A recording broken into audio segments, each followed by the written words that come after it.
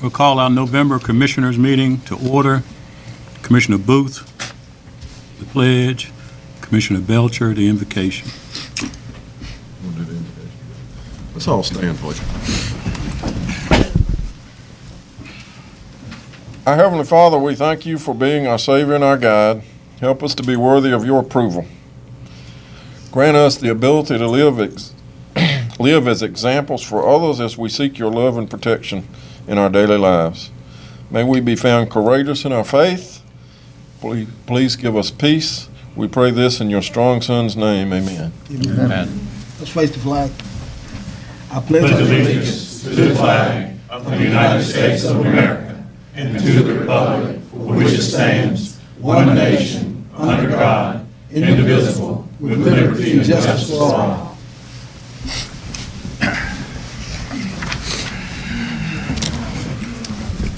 Now, approval of the evening's agenda. Are there any additions or deletions other than the ones that we have had placed on our desk before us?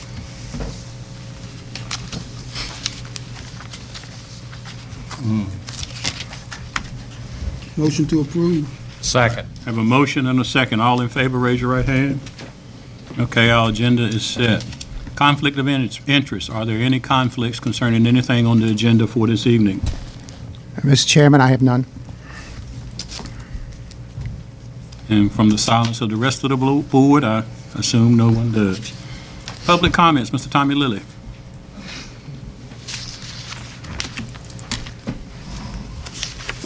Thank you, Mr. Chairman.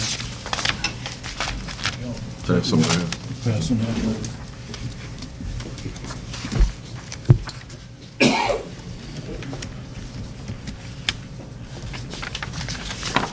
Commissioners, I'm here to show my concern about the changes in the EMS coverage in Old Ford and Clark's Neck Fire Department.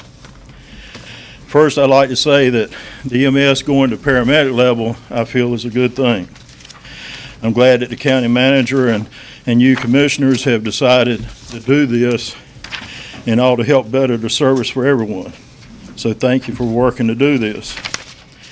So with that in mind, I wanted to let you know that myself and others that are here and some that couldn't be here because of work and so forth are concerned about the current plan for our area. First, our concern is response time, county versus Washington. In 2014, calls to this area were around 240 calls.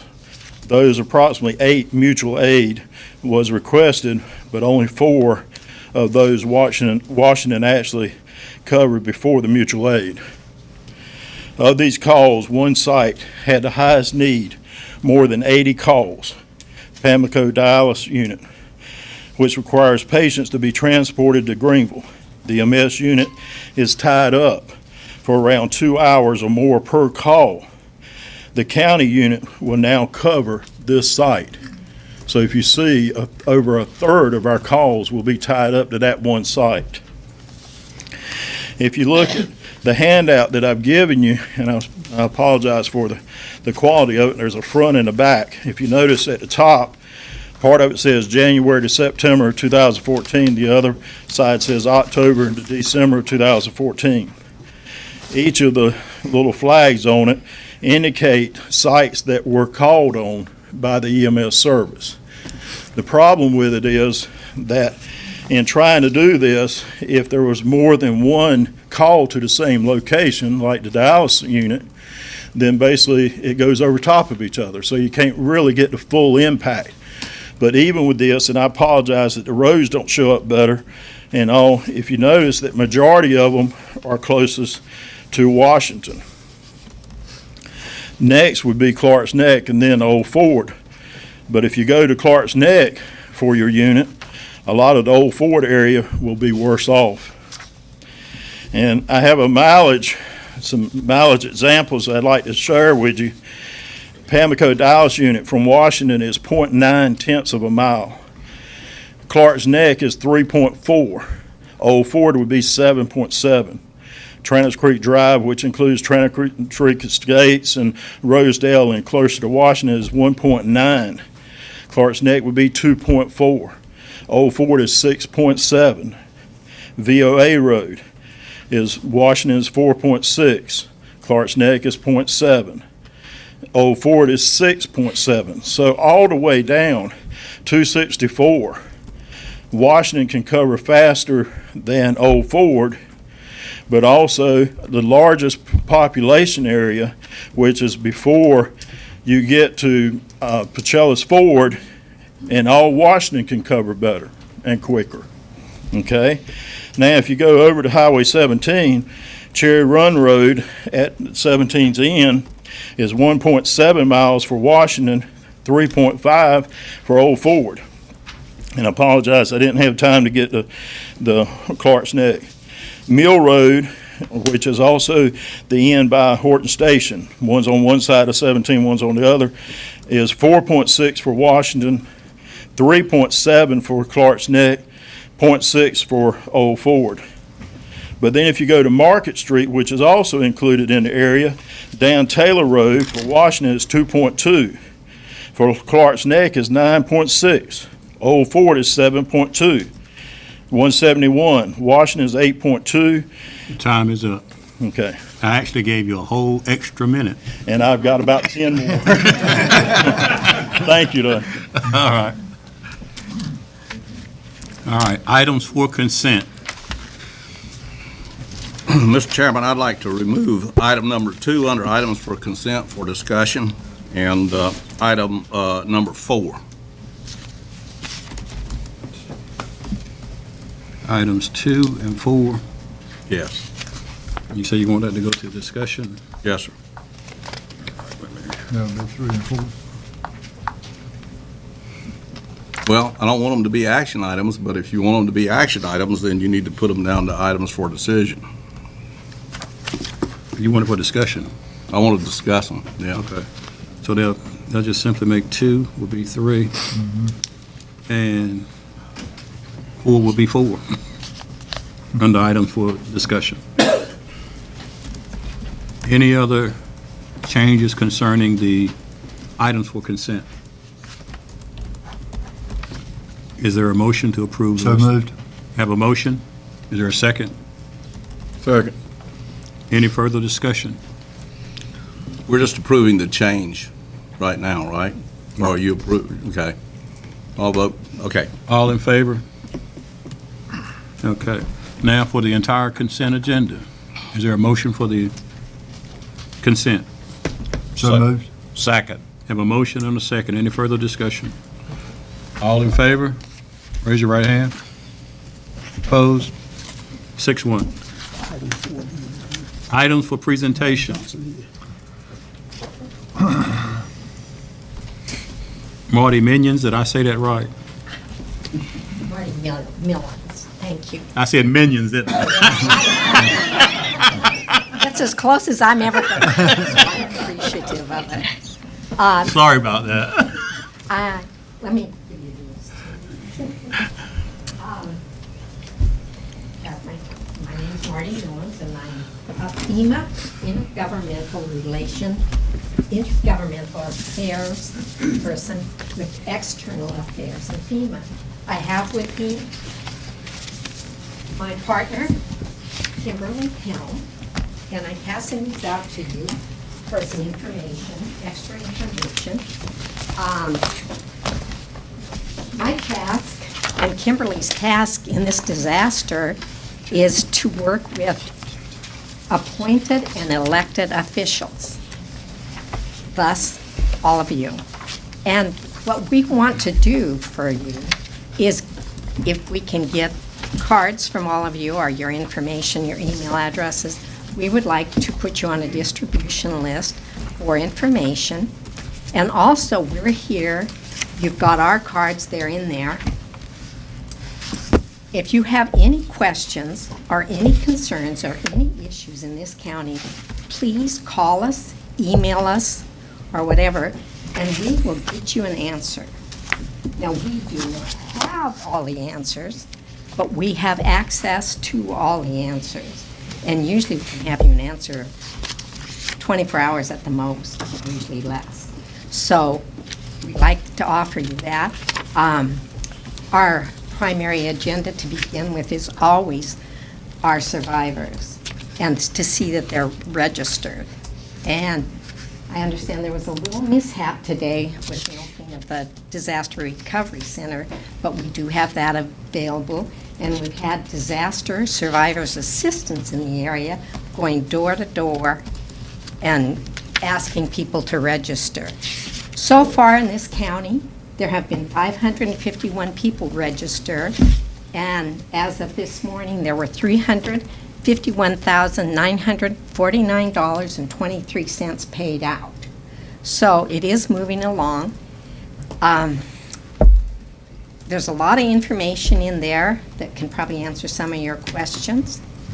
We have a 60-day time period from the date of the disaster, which brings it to December 9th. You have that long to register, and we encourage everybody that even thinks they might have a claim to register.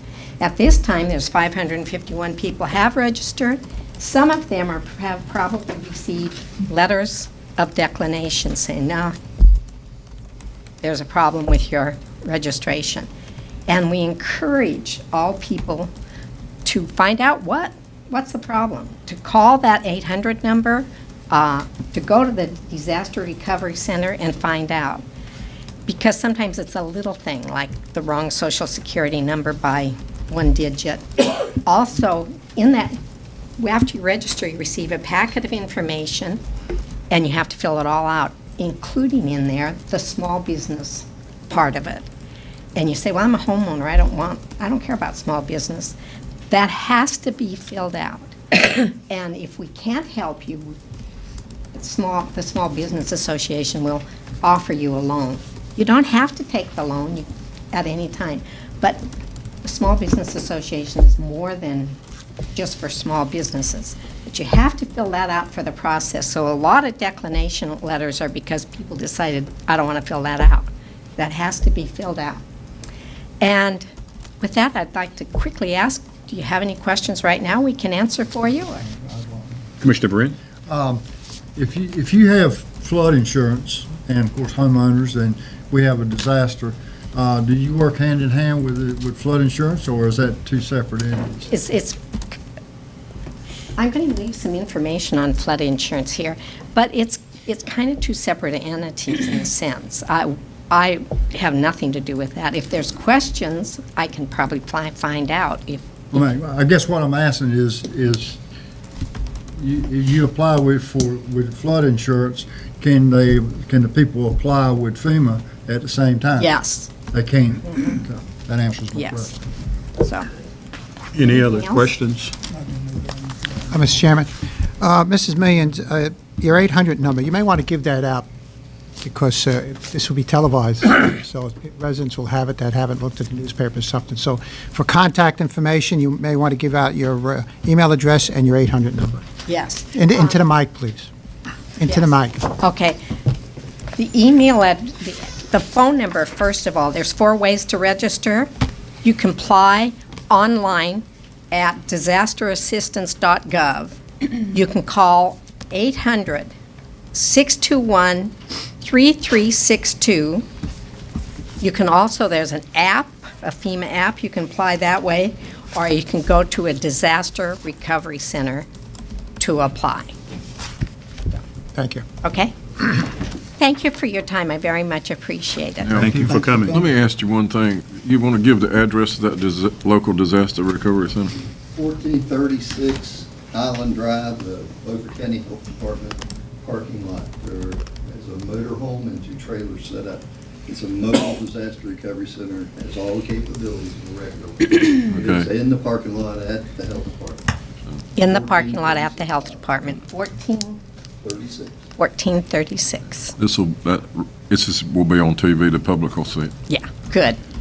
Thank All right, thank you. One of the big things is the December 9th deadline, because once it passes that deadline, you're unable to register. So if folks are going to register, they need to register by that deadline. Okay, our Health Director, Mr. Jim Madsen.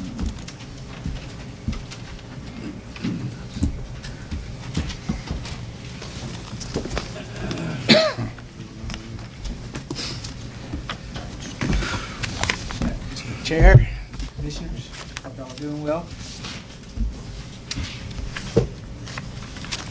What I'm going to do is I'm going to give you a brief about a Board of Health rule that is going to be discussed and possibly motioned and voted on the 15th by the Board of Health on post-exposure to rabies from dogs and cats, management of those animals.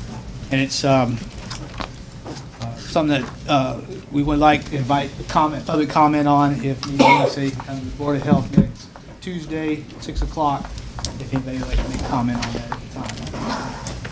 So basically, we're looking at a general statute rule, North Carolina 130A-197, which was last updated in 2000, but was written in 1931. So it goes back a little ways. It's been there for a while.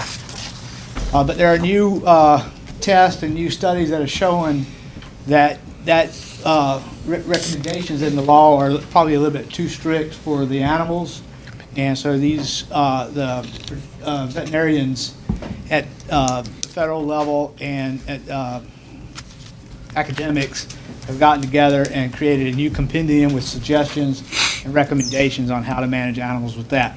So it's going to take a while for the state laws to catch up with that. So this is an opportunity for us to bring this into the county as a rule in order to help the owners of the animals, as well as to help us as the health department manage rabies in our county. And I hope y'all all know that we have rabies in the county. As a matter of fact, in the last year or so, I've done 15 animals and 17 now because we got 2 back today. And out of the 17, 15 of them have been positive for rabies. They're found in fox, bats, raccoons. Those are the big ones in our area. So there's 4 scenarios that we're looking at. We're looking at when an animal, a dog or a cat, gets exposed to rabies. So in other words, they get in a fight with a raccoon, or they come home scratched up where there's a high probability of them being exposed to rabies. Okay, so they could have been vaccinated with the rabies vaccine, or they could not have been vaccinated. They could also have been vaccinated but relapsed or out of date, out of compliance. And then there's cases where we don't know what they are like. So if you look at an animal that was exposed and currently vaccinated, the way the law has been since 2000, since 1931 really, is that you get a vaccine booster shot within 5 days of the exposure. So that's if they're vaccine current. The new change is not really going to change anything there. It's just going to add a little bit of responsibility on the owner to make sure they observe the animal for the 45 days. So it's not really any changes there. Then you have dogs and cats that have never been vaccinated. And so their exposure currently, or the way it is right now, is the owner has an option. They can euthanize the animal, or they can get vaccinated right away, and then they can be observed in quarantine for 6 months. And during that 6 months, which is a long time period, but that's how long it takes sometimes for rabies to actually start demonstrating into the animal that it contracted the disease.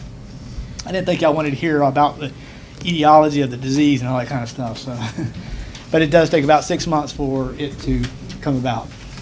So with the new changes that will be proposed, is you still have the option of putting the dog down or the cat down, or you can get the vaccine booster within 96 hours, which is that vet care will do, and then 4 months of quarantine. So it cuts down 2 months on the observation of the animal, which of course cuts down on the cost. Then you have, that was for not vaccinated at all. Then you have some that have been vaccinated, you have documentation they've been vaccinated, however they're overdue. And this happens a lot because a lot of us go a month or 2 past the vaccine sometimes, recommendations before we get vaccinate their dogs. And so we get a lot of people that fall into this category. We also get people that get the 1-year vaccine thinking that it's covered for 3 years, and it's not. So they would also fall into this category. But staying with the present law, the owner would have a choice of euthanizing the dog or vaccinating in the 6 month quarantine, which is the same as being unvaccinated. With the new change, though, you don't have to have your dog euthanized or your cat euthanized. Instead, as long as the booster is done within 96 hours, the owner will then be able to observe their animal for 45 days instead. So there's no cost to quarantining the animal for the owner. Then you have overdue with no documentation. So the owner tells you that they vaccinated the dog, but they can't provide any documentation. Again, the way the law is right now is the same choices: euthanize them or the 6-month quarantine. But with the new rule that the Board of Health is looking at, you could euthanize them because of that, or they could get the vaccination and then be quarantined for 45 days. Or the owner could pay for the dog to have a blood test done which shows that it has an immunological response to rabies, which means it's kind of like when you get a titer done to see if you've had measles in the past or something like that. So this will show the vaccination as well. And so that's it. That's the rule that will be looked at and voted on. I'll read the rule to you real quick. It's just kind of short.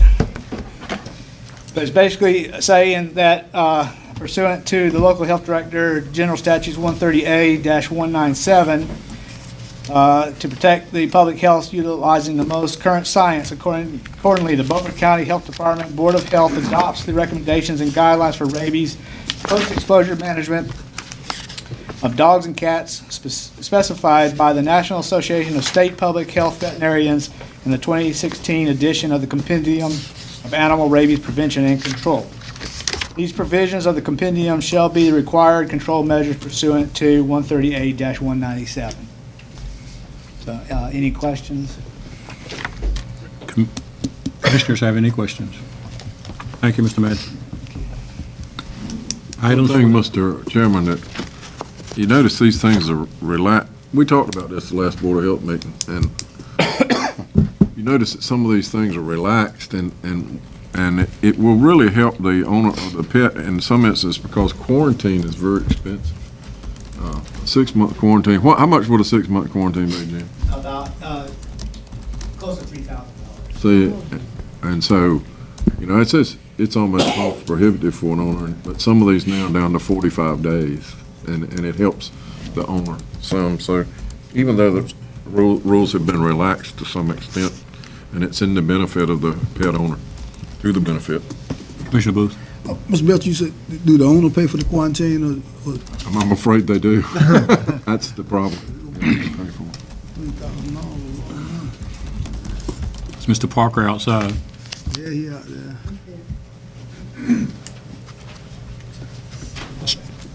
Mr. Chairman, can I ask James a question? Yes. Have we had any coyotes discovered yet with rabies? Not to my recollection. Not to your knowledge. Billy was just here. Billy, I don't control us. Probably thought he was done and took off. Okay. They are a carrier of rabies. I just haven't tested it since I've We've got a lot of them roaming around, and none of them's been to the vet. None of them's been to the vet. Pardon? Mr. Parker? Mr. Chairman, I've got Mr. Pearson and Mr. Putney with me. Mr. Pearson is one of the owners. This is Fred Pearson, and Mr. Putney is our revaluation coordinator. I'm going to pass you out.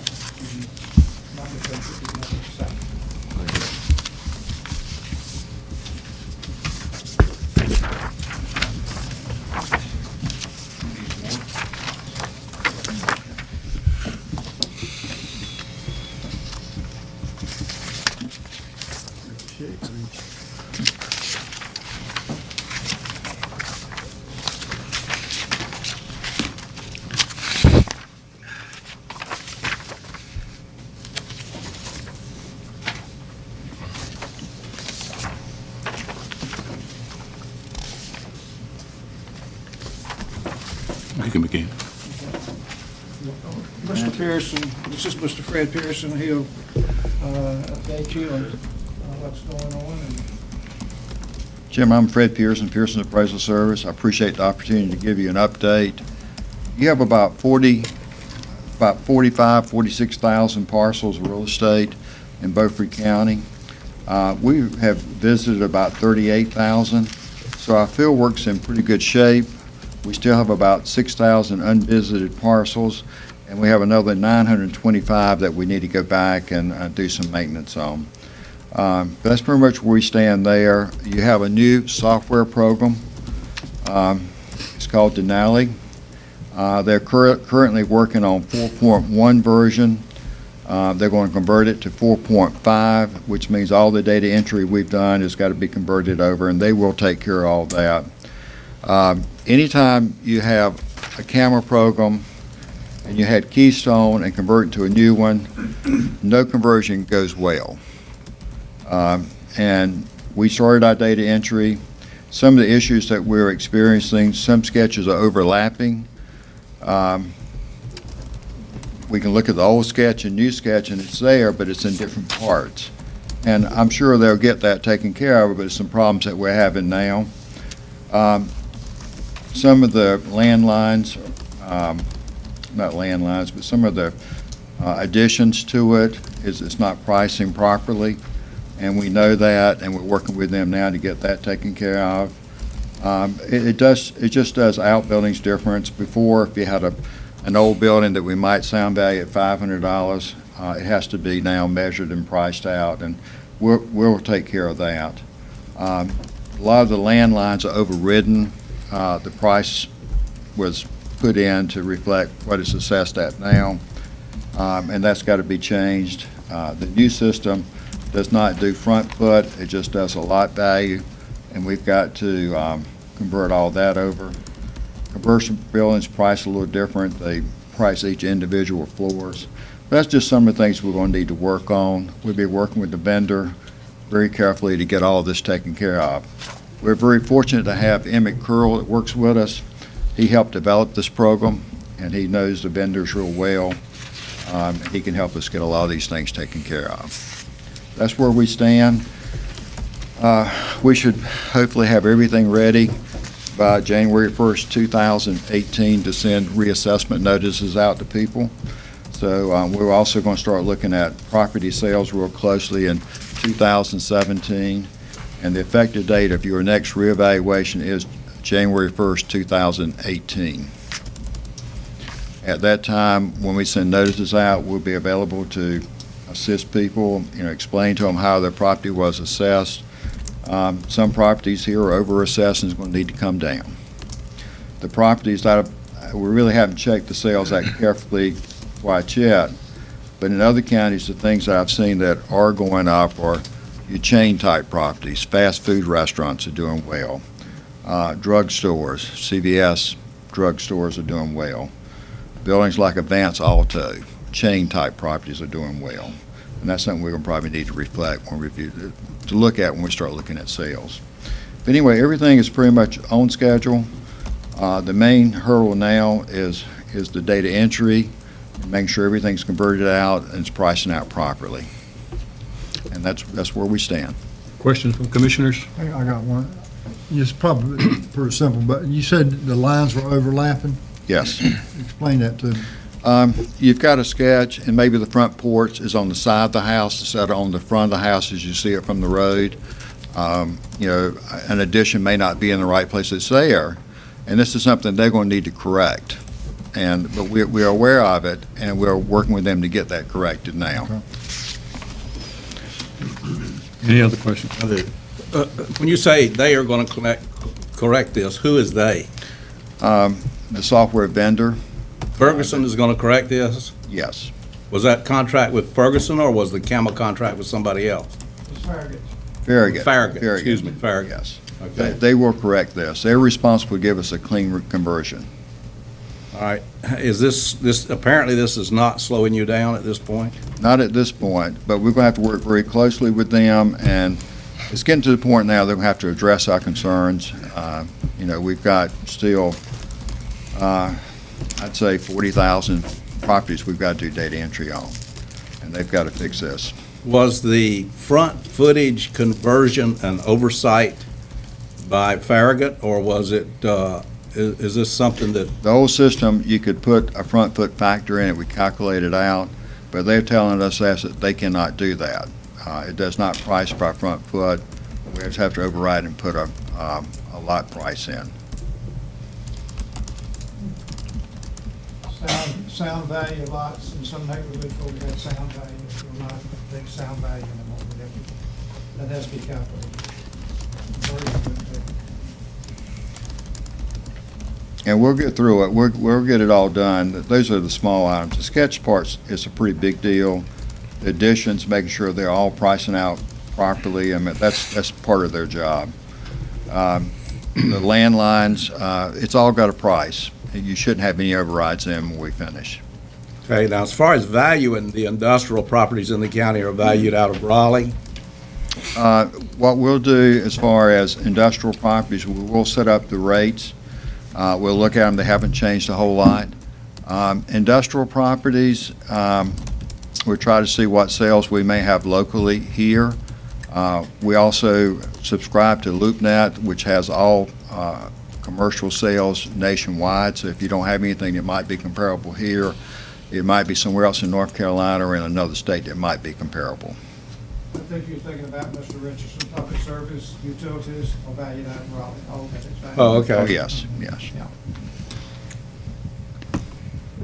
what about PCS? Are you going to value PCS? Yes.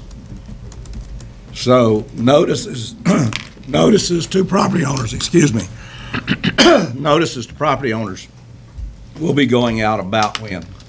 I'd say mid-January 2018. 2018, so Yes, sir. there's nothing for anybody to do until 2018.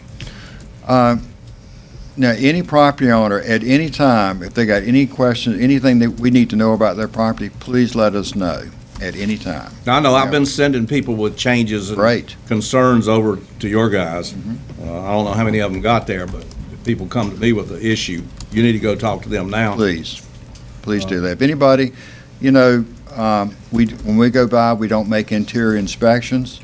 If someone's got some problems with the interior of their home that they want us to see, call us. We'd be glad to set up an appointment and do that for them. Any information, any way we can better assess a property, we're very interested in that. So those people who've been coming to boards of adjustment for the last several years, wondering why they couldn't get where they want to go, these are some of the people that need to be talking to you now in order to avoid triple and double work later on. Everything that we do goes into effect January 1st, 2018. Will probably be reflected in the tax bills you sent out in 2018. We can't do anything previous to that. That's what your Board of Equalization is for.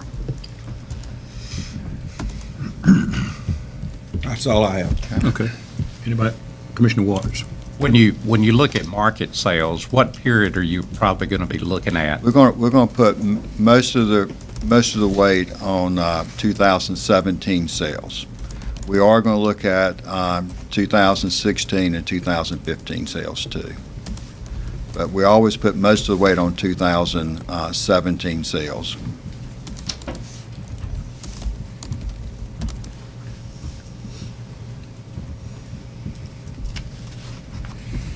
Do you have a direct number that we call, or are we supposed to be going through your number, Bobby? No, we got one from Mr. Putney going over to the evaluation office. Have you got that number? I can give you a 1-800 number call.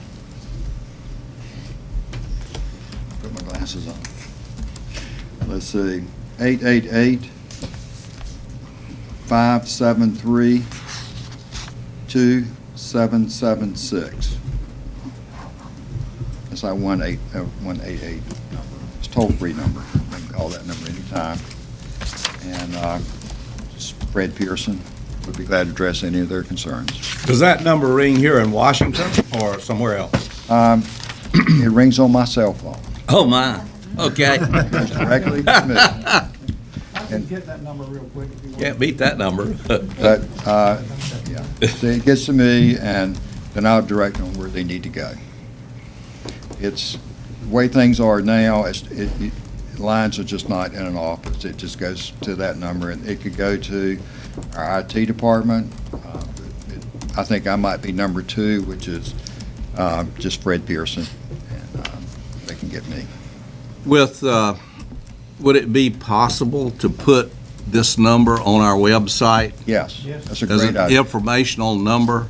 Then we could just refer people to the website, not your number, but the other number. 'cause Either way. You don't want all those calls.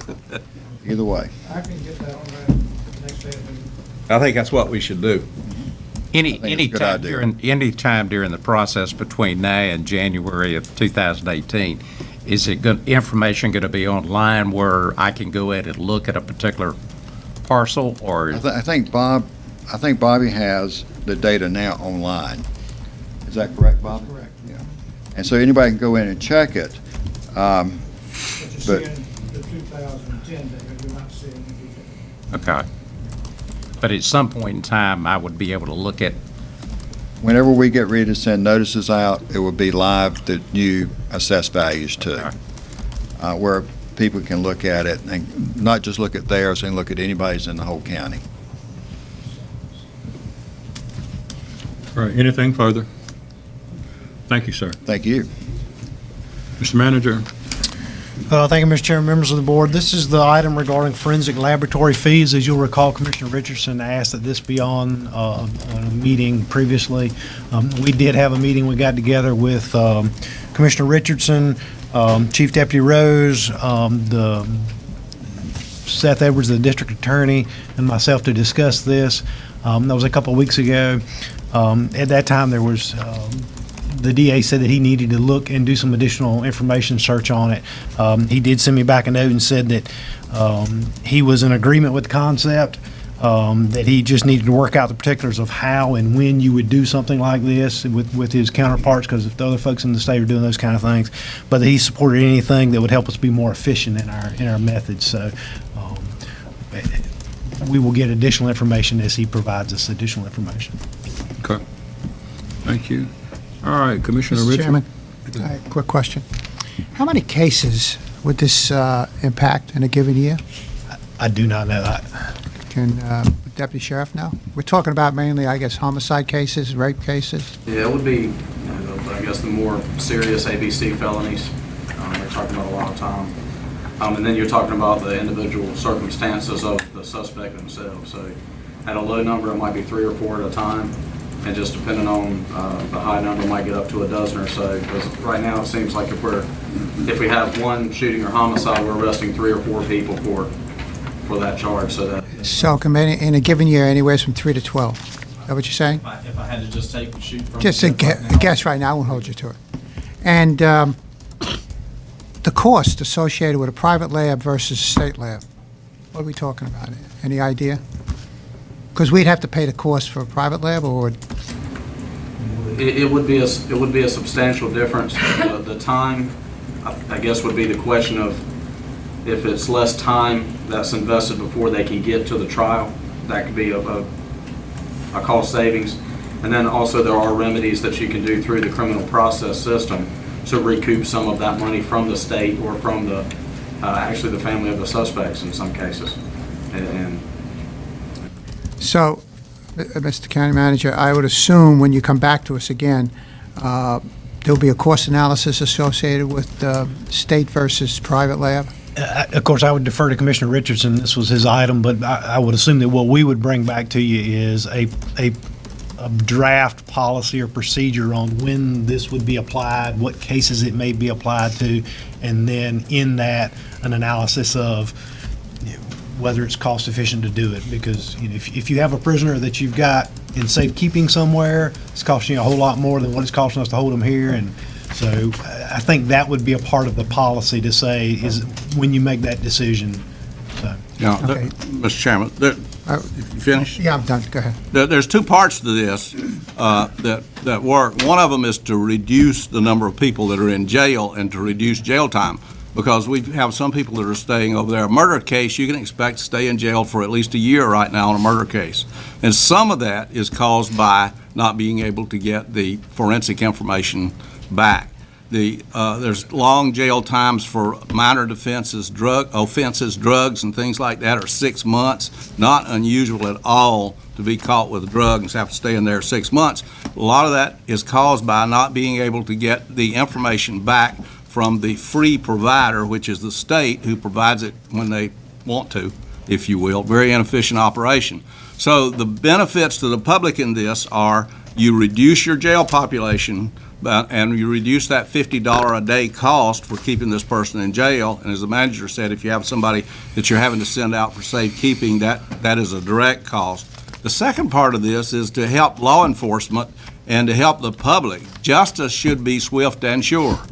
And if you can commit a crime and you're going to go on vacation for 6 months, a lot of these guys, they get in there and they just don't care. But if you're going to go through the system in 14 days and you're going to be in getting a permanent sentence, then the county's saving money. And part of where the county saves money here is on certain offenses that once they're convicted, they go to Raleigh on. We've had several people in the last 3 or 4 months that have served half of their time has been paid by Beaufort County taxpayers when the state of North Carolina should have been paying it. In other words, he got 2 years. He sat in jail over here for 9 months, and it was time served plus the rest of the sentence, so the taxpayers pay for that. So the cost savings for this can be significant to you, the taxpayer. Aside from the fact that I think if you do the crime and you know you're going to be doing the time soon enough, is a deterrent. I have one more question, Mr. Chairman. A number of cases, sometimes you want, the defense attorney will drag out the case, hoping he's going to get thrown out. Will this impact those type of cases? Oh, yeah. Yes. So, in other words, impacting, the defense attorney is still going to want to try and drag out the case? Is that what you're saying? Well, It is a tactic that is used to try to delay. I mean, that's inarguable. Okay, thank you. Mr. Chairman. Yeah, go ahead. Thank you, Mr. Chairman. Mr. Brian, Chief said that it was probably 3 to 12 cases a year. But what I'm hearing now is that whoever you want to send up there, is there procedure, is there a policy?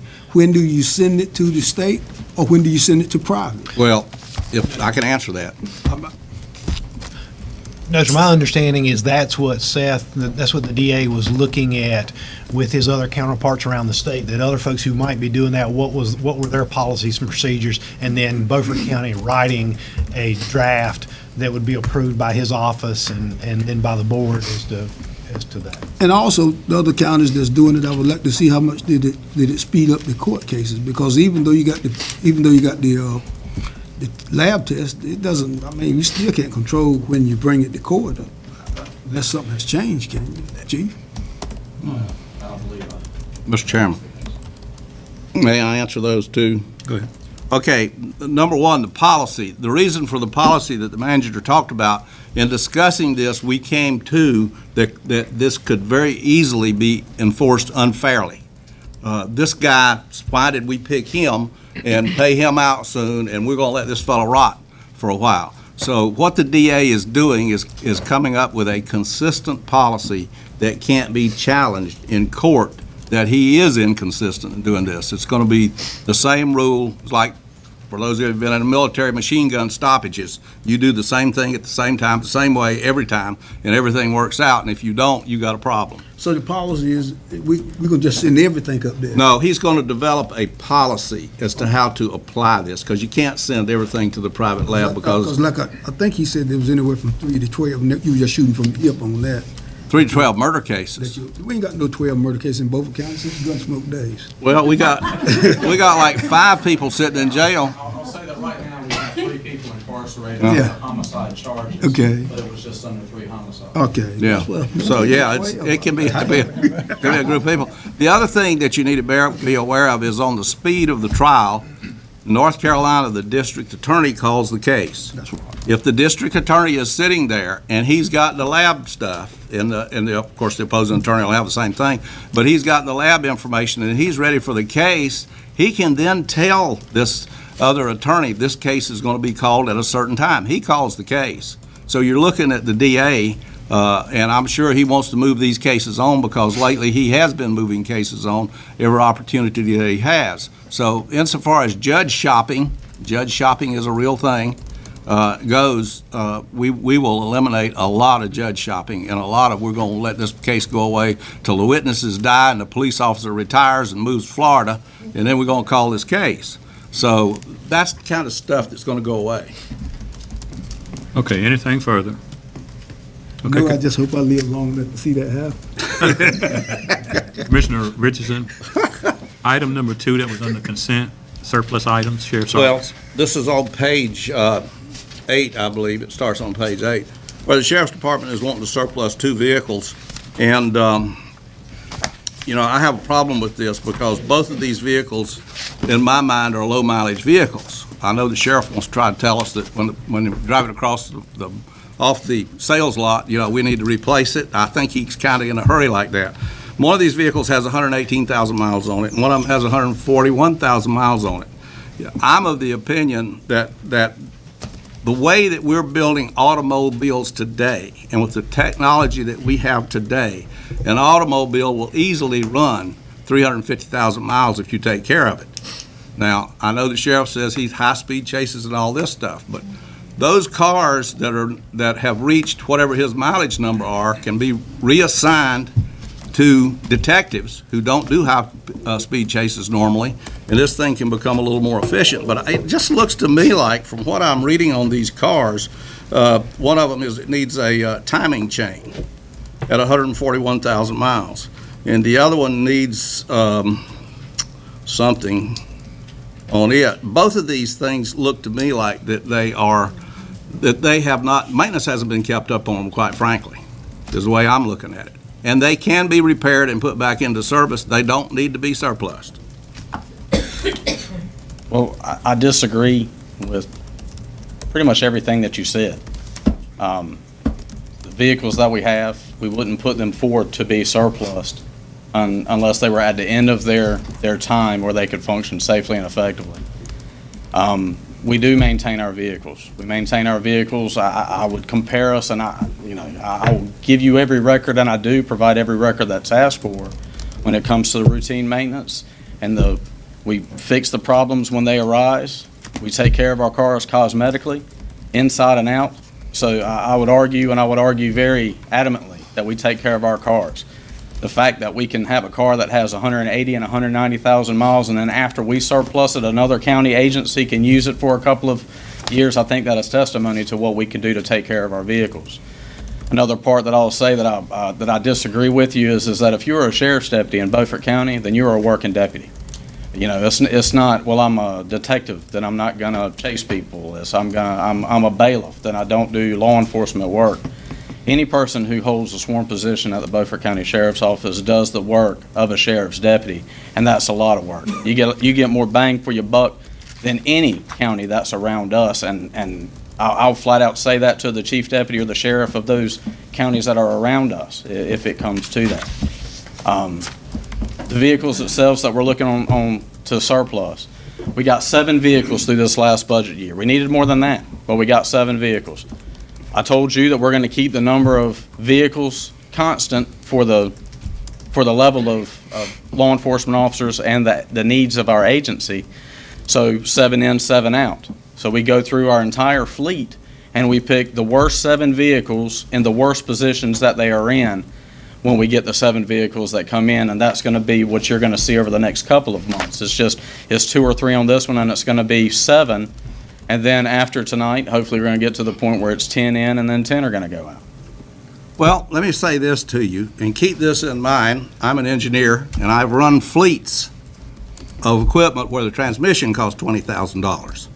And that was back in the old days. That transmission today would probably cost $60,000 or $80,000.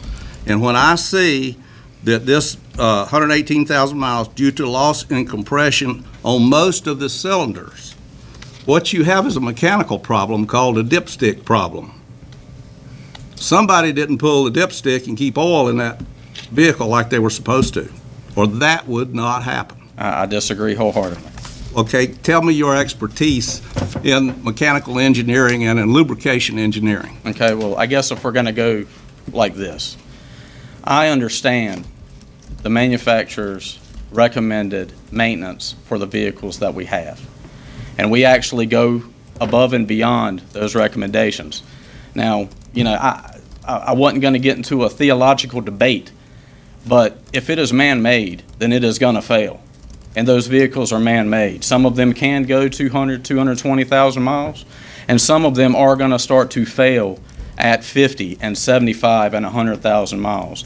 And I am not going to put a deputy in a vehicle that if we have to constantly replace the front ends, the back ends, the transmission, the engines, because it is important for them to be able to get from point A to point B safely, whether they've got somebody in tow, whether they don't, or whether they're going to a call, or whether they're driving from home to work, or vice versa. Are these vehicles assigned to individuals who keep them several years? For the most part, yes. Okay. When can I come and look at your maintenance records? Anytime you would like to. All right, I'll be calling you. Okay, give me a call. Mr. Chairman. Chief Deputy, let me ask you something. The Dodge Charger, it's 2011, correct? I do not have the numbers in front of It's me. 2011.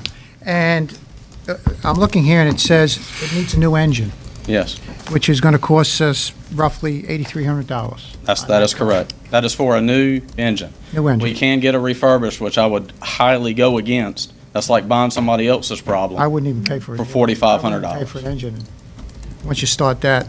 And then the second vehicle, it needs a new timing change at roughly $3,500, $3,600, correct? Yes, is that a Nissan Altima? Yes. That car. 2005. Yeah, that's the mechanic that we have locally before we had Nissan take a look at it, so that's a throwaway car. So that's 11 years old, Yes, and the other one's almost 6 years old. yes. It's time for replacement. I would, And all we're talking about right now is surplusing. the Dodge Charger that's on the list was not one that we had in the plans to surplus this early. But if we've got to replace an engine, we're talking about putting a repair that costs a third of a replacement of the vehicle itself. Doesn't make sense. That doesn't make sense. How many square miles do you have in this county? 850, 850 square miles. yes, sir. So your deputies will be driving 800 and something square miles. Office-wide, we put over 1 million miles a year on our vehicles. It's a lot of mileage. Yes, sir. And I assume we want, or you want, I know we want, I want, and the residents of this county want, us deputies to drive safe vehicles, correct? Absolutely. Especially on some of the roads we have here. Yes, sir. What's wrong with roads in Beaufort County? I said some of the roads, the dirt ones. We ain't got no dirt Mr. roads. Chairman, if we want to make a motion to approve this, do we have to move it to decision if I want to make a motion? Yep. So, can I make a motion at this point in time? I'll tell you what, hold on. Let me look at something.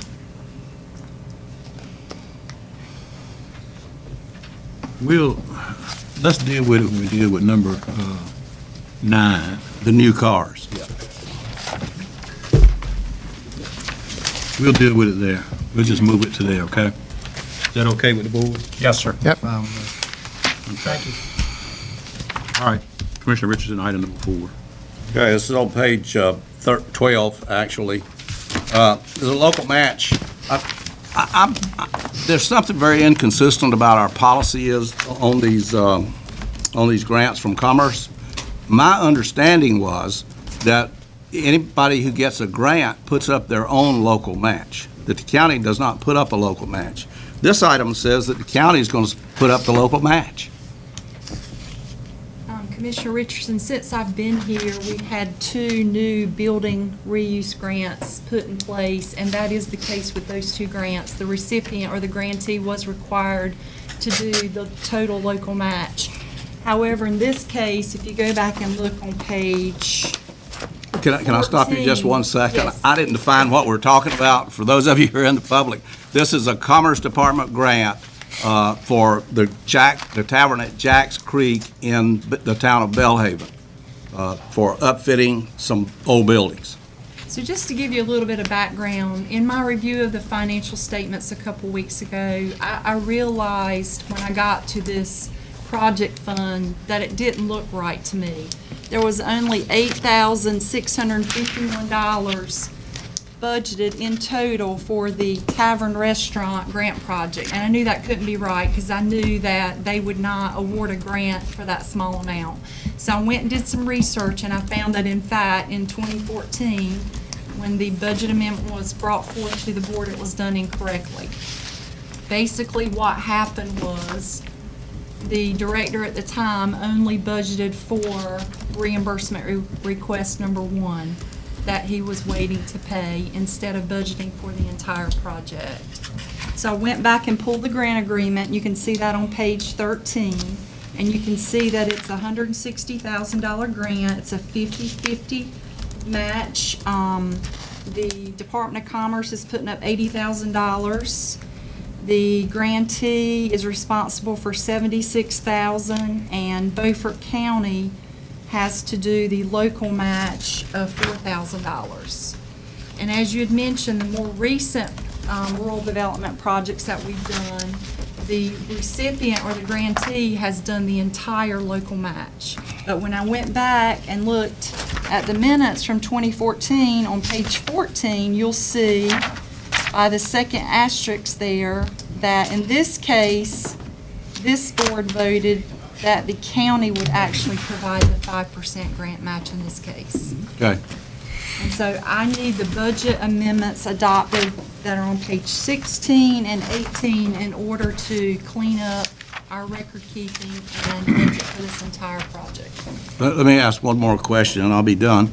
Okay, when that grant amount comes forward in this particular case, when do they get their $80,000? It's on a reimbursement basis, so they have to turn in receipts for the work that's been done. Oh, okay, with the so, building. and the state pays half of it, and then they... That's correct. Okay, I Yes, got sir. you. All right. Mr. Chairman. When was this grant taken, written? 2014, 20, I April don't see it. 2014. It's on the minutes. Turn to the next page. April the 7th. Oh, okay. All right. That's all right.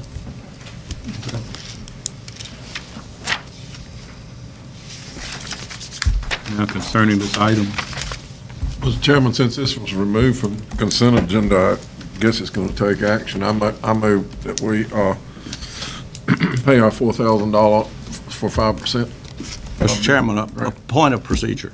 okay. Yeah, and this was put into the discussion part. I think that we need the motion to say that we move it to the action agenda, and then we do action on it. I'll make that motion and we move it to the... I don't have a problem with cleaning it up.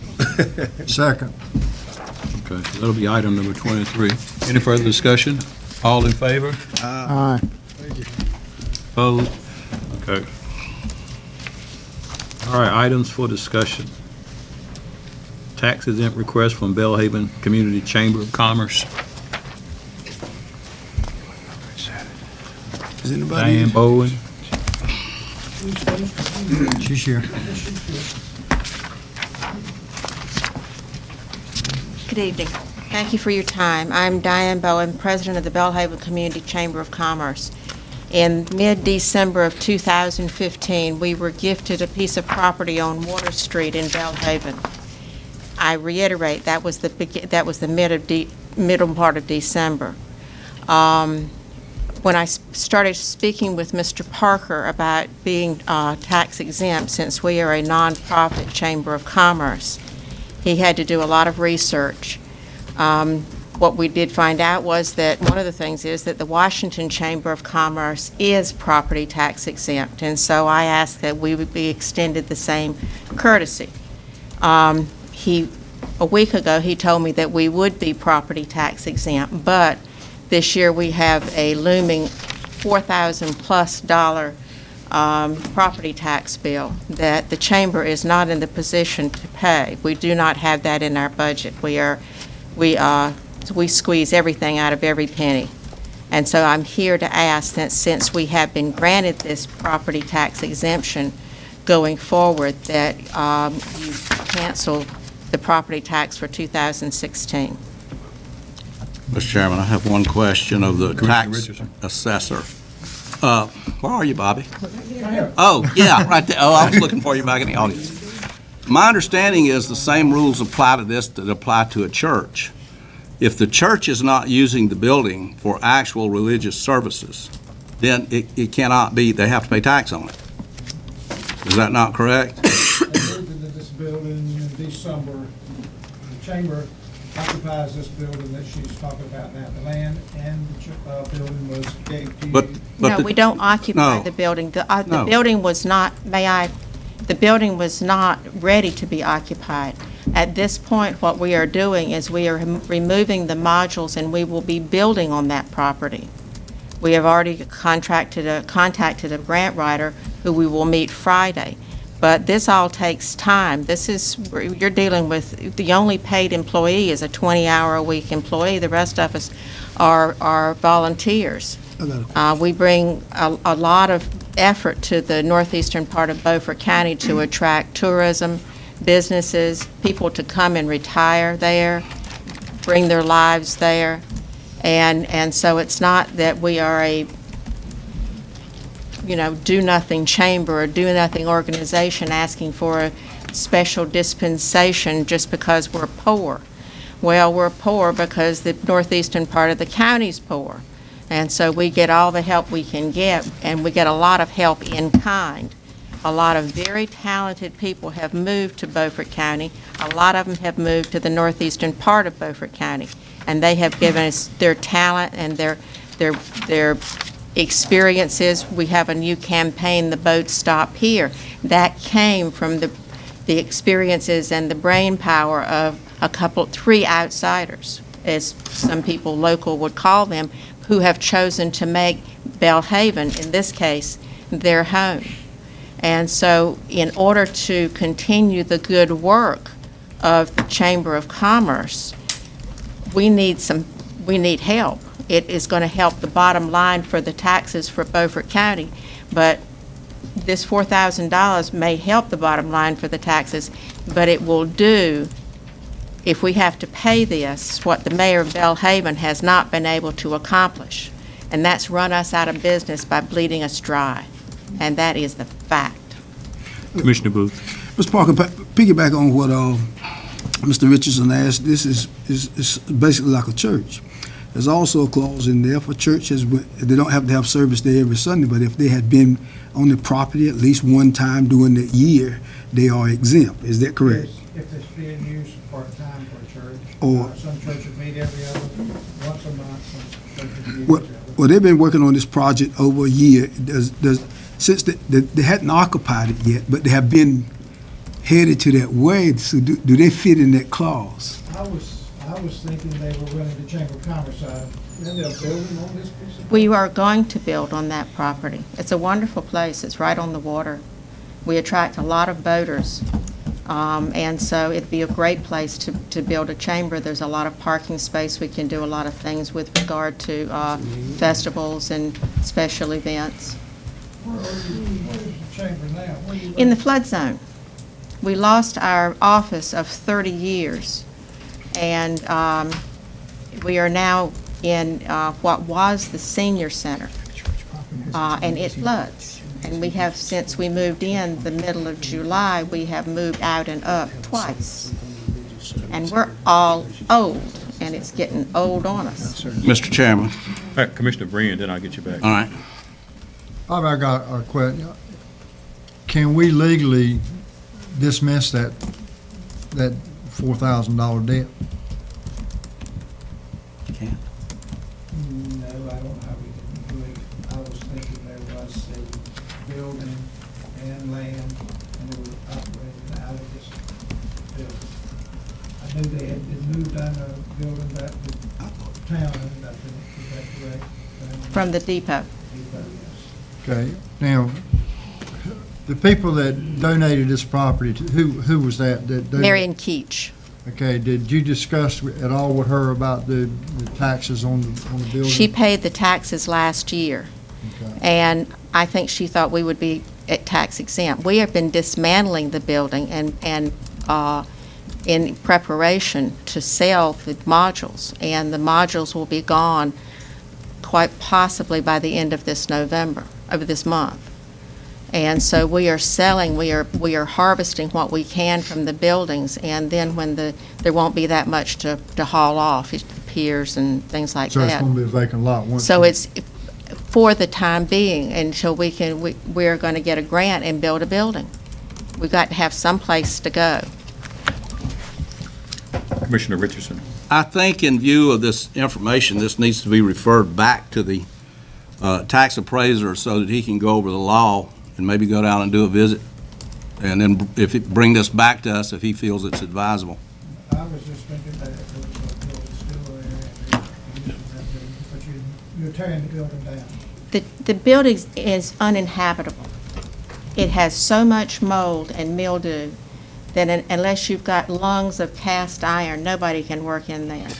They're modular units that have been set there. I'm assuming when you got forced out of the other location, did you not move some surplus stuff into this and store it? We stored some stuff, but In it's, this you know, building? yeah, but. Well, you used it. Pardon me? What's you used? No, no, that doesn't apply under the law. The law is pretty specific on this. We get into this all the time. I'd like to see the law. Got a copy? Not with me, I got the application correct. Just find out what you can find out for, and then bring it back to us. Mr. Chairman. Can the county manager add anything to this discussion? Sir? Can you add anything to this discussion? No, sir, I'm sorry, I can't. It would be a legal question. I'd either have to refer to the county attorney or the tax administrator who handles that type of work. We've had several churches that were really disappointed because they couldn't get deductions. I will check this out. And bring it back to us. Okay. Thank you, ma'am. Thank you. Dr. Tansey? If I may, I'm going to send Mark Nelson to the podium. Is that okay? That's okay. I don't know what page your book has it on, but we're requesting that we be allowed to go ahead and move forward with the driving pad proposal for the public safety complex. That will be 100% state bond funds provided through the state bond. Any questions or comments from commissioners? You need a motion? Well, before you do that, if I would like to comment, did not we ask, and I'd have to look at my minutes, I apologize for not doing it before I get here, did we ask for some kind of a justification study for this unit at the last meeting as to where the closest people were that were providing this, and how you were going to generate revenue and the number of uses per year and all that kind of stuff? And I thought we provided that. Did you provide that? Yes, sir. Yeah. I'll make a motion to move forward. And I second. Have a motion and a second. Any further discussion? Mr. Chairman, I asked the county manager earlier today, I don't know, did you find out anything on that, Ron? I was not able to find out, and Mark can probably answer the question for you right now. What's the question, sir? The question was that, you're going to charge people fees to use this driving pad. It depends, correct. If it's outside agencies, then that is correct, we will, right. But if we're using it for our own use for the college, then we'll generate revenue through full-time equivalent for state funding. I was, since outside agencies are going to be using it and they'll pay a fee, I was wondering if part of that fee can include a fund that would be established for maintenance of the pad. That is correct. It's just, we have not established what that price point is yet, but, and I think we've talked about, we have 3 funding streams, 1 state, 1 county, and what we call institutional funds, and that would fall in the institutional fund category that we could establish an account for that. Like, when the pad's new, it's probably going to be a while before you develop potholes and things like that, and if when you charge these folks, you could start building a maintenance fund for it for when the pad is going to need repairs. Correct. So that will be included as a part of each person's fee, a part of maintenance. Right, if it's an outside agency, yes, sir, correct. That's all I was at. I got one more question. You're not going to run into a problem charging an outside agency because this was built on bond money, or No. There's no problem with that. And we're mainly going to use, the folks are going to be usually going to be some type of a county or that type of government. Now, if it's a private entity, then, yeah, we will not get into a private use of I got that. you. Okay, that's what I was questioning. Well, then, the only way I can vote for this motion is that it says that the outside fees that are collected for the use of the building, and that we are aggressive in collecting those fees, all go into a maintenance sinking fund. because you're talking about something that could cost as much as $1 million to retop this thing when the time comes. All of this stuff sounds good right now because it's coming, it's bond money, it's free money, but guess what? We're getting an elephant, and we got to feed the elephant. So just because it looks like it's free on the taxpayer does not mean it's really free. It's not. You're paying the cost of this to begin with from this bond money because you're paying the bond back, but you don't need to be soaked with the cost of maintenance on this thing. So if the motion is going to include some language about a sinking fund and not at the option of the community college, but all of the fees that are collected from outside users, and that all of the outside users that are eligible pay a fee, and that money goes into a sinking fund. And by a sinking fund, I mean it's deposited in the bank under an account number, Right. that it's not commingled with the college's funds so that they come up and say, gee, we still don't have the money. Right. Yeah, we could set up a separate account for that in our accounting codes, correct. And deposit it separately. I don't know that we can do that. That would have to be something we would ask the state auditor to do, a separate account in the bank. I'm not sure. Well, actually, I mean, all of our other accounts, institutional, it's all in the same bank, but it's all accounted for. By account, within that account. Correct. Yes, right. Yeah, that's fine. All right, who made the motion? I did. Well, now, I want to be sure about this motion, because I sit here with you guys and this stuff gets You're left getting out in out. front of me, Hood. You're getting out in front of me. All right. All right. Now, what I wanted to ask was, the person who made the motion, will you accept Hood's friendly? Well,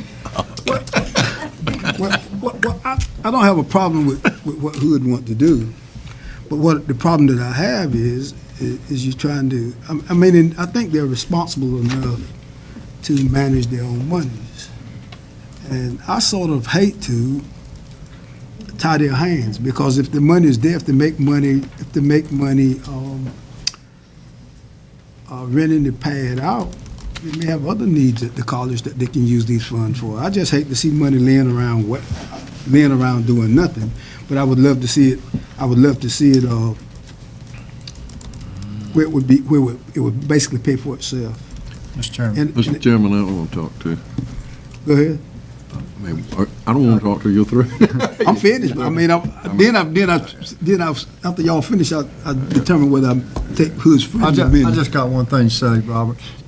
We had this very same discussion the first time that you came in to the board to tell us about what you had in plans for the bond. And I asked that very same question to you, and then again at a meeting, that would these fees be put aside so you could do maintenance on the parking pad? And you've told me twice so far, yes. We can do that. So I think we ought to go through with a motion. Well, My thought was, I don't know that Hood's saying that 100% of these fees go to maintenance. I don't know what percentage need to go to maintenance. But you know, if he can do the maintenance on it and it only costs 50% of what he's charging outside agencies, then I'm all for giving the community college the other 50%. You know, all I want to do is I guess what he calls a sink, have some money for maintenance when this thing starts deteriorating. And we're estimating, 10, maybe to 15 years for major, like retopping and that kind of thing. Just depends on how rough these guys are on the. and you're going to be lucky if you collect $50,000 a year, and if it costs $1 million to do it, and you got 15 years, you still don't. You barely have enough money to do what you're talking about. So, you need to. You won't collect more than $50,000 a year in fees out of this. So all the money needs to go to the sinking fund. But I understand what Ed's saying, but this surplus money that you collect while this is going on is ice cream money. It doesn't come back to the commissioners in form of a budget. They take it out and they spend it for whatever they want to spend it on, and then they expect you, the taxpayer, to make it up. So if 100% of it go into the sinking fund where it's supposed to go so that it can be used for the proper thing. And I'm not going to vote for this motion unless the motion includes that. Okay, you have some, Commissioner Buzzio. Yes. Mr. Chairman, I don't like tying their hands. They're smart enough. They have their management in place. They have the board of directors in place. They know what they have to do. That we should not be tying their hands, because next thing we're going to be saying to them is when they went to culinary school, we're going to say you only can buy so much bread, and the rest of the money has to be put aside for that. So it doesn't make sense. So I would like to see the motion stay the way it is. Mr. Chairman, may I speak to that? Speak to it. It does make sense. It's good business money management. and it guarantees that the college will be successful in the future, and it takes the burden for wasteful spending off the taxpayers' backs. And that's what I've been trying to do for 20-something years now. And we have guys up here who just want to get the money and spend the money right now. We feel good today, and then tomorrow they're raising taxes. These are the same guys that are going to vote to raise your taxes that have already done it. So it is bad business. It is bad logic. Call the It motion. is a bad way to do business. No. Roll the dice. Commissioner Waters has not had an opportunity.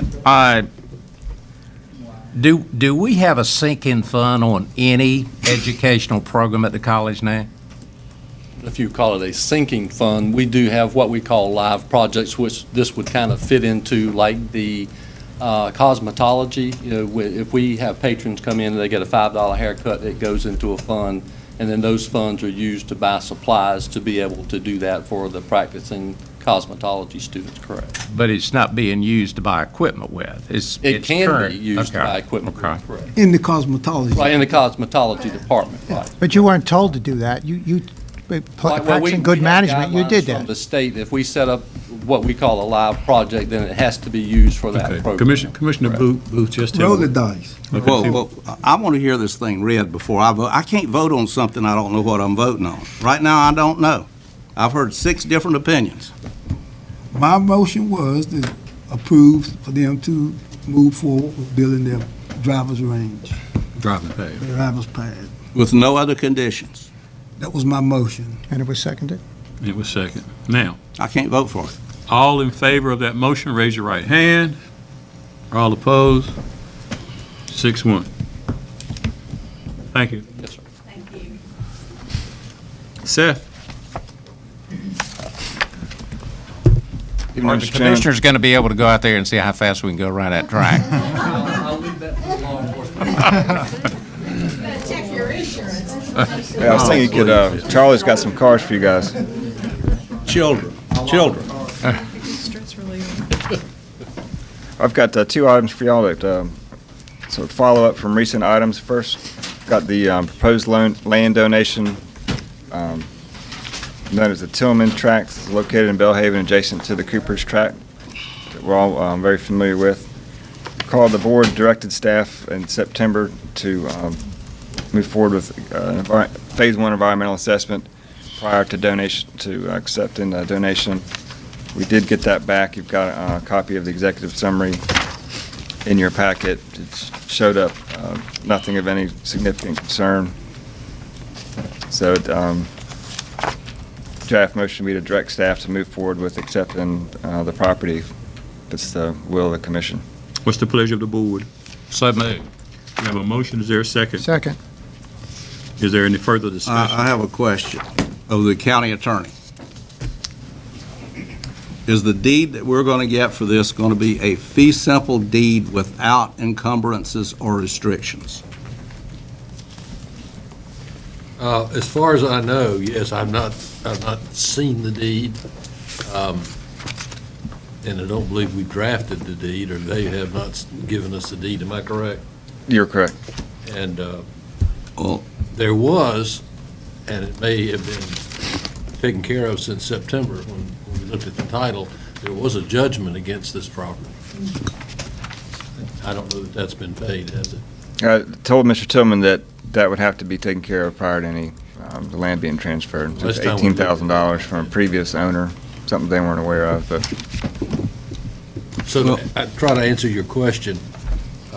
We have not seen the deed. I would think that it would be. I think Mr. Tillman owns the complete interest now, if I'm recalling. And the problem arose when one of the former owners conveyed his interest. There was a judgment against him. Him, not Mr. Tillman, but one of, yes. I got you. Would the maker of this motion be willing to entertain, including in the motion, that the deed is to be a fee simple title without encumbrance? Yes. Or restrictions? Okay, then okay. The second. All right. The deed is to be a fee simple title without encumbrance or restrictions. I'm assuming there's going to be some kind of restriction as it relates to the railroad. Is that? Yes, there's a recorded easement. Right away in Okay. order to get across the property. You said something about It something. has to cross a railroad, yes. I don't think that's really a right-of-way. I think that railroad, there's probably a fee title. Yeah, it's It's not a right-of-way. It's a fee title, so it'll be a boundary line. All right, all in favor of the motion, raise your right hand. Do we get any discussion on it? You got something? I'd just like to say that I was not in favor of this to begin with. I voted against it the first time because I don't like thoughts of private people dumping their land off on the county and losing tax value, so I can't support it. All in favor, raise your right hand. All opposed? 6-1. The next item, Seth. Okay, my second item is a matter of more of a bookkeeping. Is Wrights Creek Phase 2 Parks and Recreational Trust Fund. It's a grant award and budget amendment. You'll recall, back in October of last year, the board directed staff to obtain estimates for the application for property improvements and to further pursue submitting the Part F grant application. Later in March of this year, the board approved the matching funds in the amount of $100,605 and directed staff to move forward with the grant application that was due in May. The project was funded. So this item contains the award, the associated budget amendment, and the project agreement. So staff's motion would be to adopt these 3 attached documents. It's the pleasure of the board. So moved. Second. I have a motion and a second. Discussion. Well, yes, I have like a moment. Do I understand that we're going to put bathrooms on this property? That's part of the application, yes, sir. Park benches? I don't think we have any gazebo? benches. I think you look in your packet, equipment, which I think is more like trash. Page 253. Oh, I'm asking this for the benefit of the public. I'm way ahead of you guys. You always Benefit of the public, yes, this is a Parks and Recreational Trust Fund, so it's therefore a park-like project. Septic system, restrooms, boardwalk, pier, picnic shelter, shelters, gazebo. So in doing this, this is in a remote part of the county, is that not correct? You know it is. Okay. It's right opposite Snake Island, for those of you who know where Snake Island is at Pamlico Beach. Who is going to keep the bathrooms clean? We're going to have some sort of a maintenance contract with somebody. It's going to be a very simple, as you know, similar to the type of restrooms that you'd see on the state park. It's about as low maintenance as you can get, but there will be some maintenance required. But there's about 4 acres of grass there to be mowed. Yes, sir, we've been paying that. So that'll be in the maintenance contract. And then we're going to have a maintenance contract with somebody to clean up the bathrooms and to take care of the rest of it, right? Yes, sir. Are you aware that these soils are not desirable soils in this Slimes Pond from Dredgefield? I know they won't accept more than one septic system because they were dredge spoils. But it's several acres of high ground. It's high, dry. It's a beautiful piece of property. It's high ground because it's contained by the dredge pond. It was a swamp before it became a dredge pond. So, I'm not going to vote for this. I haven't voted for it because this is another one of the county's really bad ideas, going to a remote part of the county in a place that is not supervised. You know how many drug deals go down in places like this? You know how many bodies you're going to find before this is over with? It might be more than 12. Where the soils are bad and where it's going to be hard to have a bathroom. And now we're getting into the park service business, but we're doing it through a contractor. This is a bad idea. Mr. Chairman. Yes, sir. I'd like for the public to understand that this property last was dredged, this dredge field that filled in the swamp in 1985. It has gone through the 3 hurricanes in 1999, went through the real bad one in 2011 when they sat out there for 12 hours and just beat it to death. It's about as high as any land you'll find in Pamlico Beach. It is suitable for the park, and it's suitable for a bathroom. I mean, Department of Health has already signed off on the permit. And it is in a remote area. But the people in Pamplico Beach area and the Belhaven area and Pantigga and even Washington, if they want to take an activity bus and go down there and have a picnic on this property, it's a wise use of the property. It's a good use of the property. It is not a swampland. I can assure you it has mosquitoes. Big ones. But when you take your grandchildren down there or you take a busload of kids, the first thing they're going to want after a 30-minute ride is, where's the bathroom? So, if we don't want to have a bathroom there, we just have to scrap the whole project, as far as I'm concerned. But I think it's an excellent idea. We may have problems. If we do, we'll just have to address those, I guess. Mr. Chairman, I'd like to answer when everybody's finished. Okay, go ahead. Well, once again, I'm running ahead of you because I did an evaluation on this property for the owner about 6 or 7 years ago. I've bored the soils on this property myself. I am an engineer. I am a geologist. It's a slime pond. And when those kids get down there after the first party or two, when it's wet and mama sees them, you're going to have problems. So this is still not a good idea. These guys are trying to sell their past mistake where they paid $400,000 for a dredge pond. And now they're trying to tell you that it's a piece of high ground. I got a bridge out here to sell all of you that will believe this stuff, because it's still a bad idea, and it will continue to be a bad idea. Commissioner Booth. Well, it might be a dredge pond, Mr. Richardson, but Frankie and I went down there, I think right after, we almost got stuck trying to get to the place. That's right. But we drove our vehicles on the dredge pond, and it was just the solid. We walked around, and I didn't see anything wrong with it. And if our health department has approved it for a bathroom, then we need to call our folk in and find out why they do it. I mean, it was a nice piece of property. I mean, in this, like he said, the people on the eastern part of the county, they deserve the same thing that we have. All right. All in favor of the motion, raise your right hand. All opposed? 6-1. All right, we're going to pause for our evening break. We'll be back at 7:30.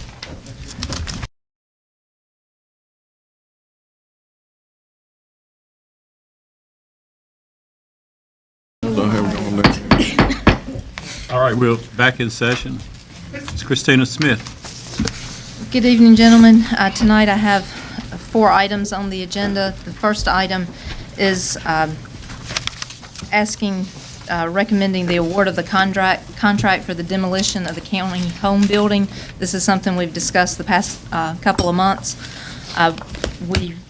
Bids were received on Monday, October 24th for the demolition and disposal of the county home building. 3 bids were received. You'll see the bid tabulation in your documents. The low bidder for that was Dudley Landscaping. Dudley Landscaping is a local contractor based here in Beaufort County. I spoke with Stuart Dudley, the owner of Dudley Landscaping. He is familiar with the project. We discussed the scope of work that's required, and he feels confident that he can do the job as he bid it and do a good job for us within the 30-day time restriction. And we also checked references. Dudley Landscaping has done demolition for the city of Washington, and they received a good recommendation from city staff. The funding for this project was not included in the fiscal year 2016-2017 budget, so a fund balance appropriation is needed, and you'll also see that budget amendment attached. What's the pleasure of the board? I move. Go ahead. We have a motion and a second. Who made the motion? We had 2 making a motion at one time. So we'll just split it with Commissioner Brand and Commissioner Buzzy. Was that right? No, I didn't. I was Commissioner Richardson. Well, just change mine to a second. Then. Okay. Now, discussion. How many bid packets were sent out? They were emailed out. Holly Jones, our purchasing agent, handled that. I know that it was advertised, and I know that everyone that bid on the first issue, they were sent information again, and then it was also advertised in the Washington Daily News. You don't know how many? I don't know the total number that she sent out, no, sir. Anything further? All in favor, raise your right hand. All opposed, 7-0. The next item. Next item is regarding the replacement of the courthouse roof. This is something that was discussed during the budget process, and funds for this project are included in the fiscal year 2016-2017 budget. As we've discussed in previous months, REI Engineers, we contracted with them to come in and do an assessment of all of the roofs of the county buildings, and to go in and to do a design of the actual courthouse roof. That roof was needed replacement. That was shown in the assessment, and again, as we discussed, monies were put in the budget this year. REI came in, did some cuts of the roof, went in, looked at what we had, looked at the way that the courthouse was constructed, the way the roof was constructed, and issued a bid package. Let's see, that's here. Very detailed bid package, lots of details in that. And bids were received on Tuesday, October 25th for the replacement of the courthouse roof. Curtis Construction out of Kinston was the low bidder. The roof that REI designed is a PVC roof. It's not a asphalt shingled roof, which is what is currently on the courthouse. There was a tectum deck, which is a type of underlayment that was used on this courthouse during the construction that's made it difficult to go back in to remove. And so they suggested using the PVC roof. You'll see information in your packet on that roof. This little show and tell here, it's Sarnafil. This is actually the product. And you see the PVC membrane with the felt backing, and you'll see the rib that's also here. The way the roof is applied is the PVC sheet is applied on the roof, and then it is welded together with the heat sink. And then you go back and you place the ribs on it. If you'd like. Christine, what kind of wind protection does that got? Does it say in the package anywhere? It does, and there are actually 3 different areas. I think the highest is 92 pounds per square foot is the uplift for the areas in the corner. But I think that's also in your packet under the specifications. It's different for your general roof has one area, then your corners have another area, and your seams have another. This roof, I have a video if you'd like me to play it. It's only 3 minutes. That's up to you, gentlemen. Play it. Play it? Okay. And this, again, this is a video from the roof manufacturer, so keep in mind that it is a promotional video. Does this stick down, Christina? There is adhesive that's applied.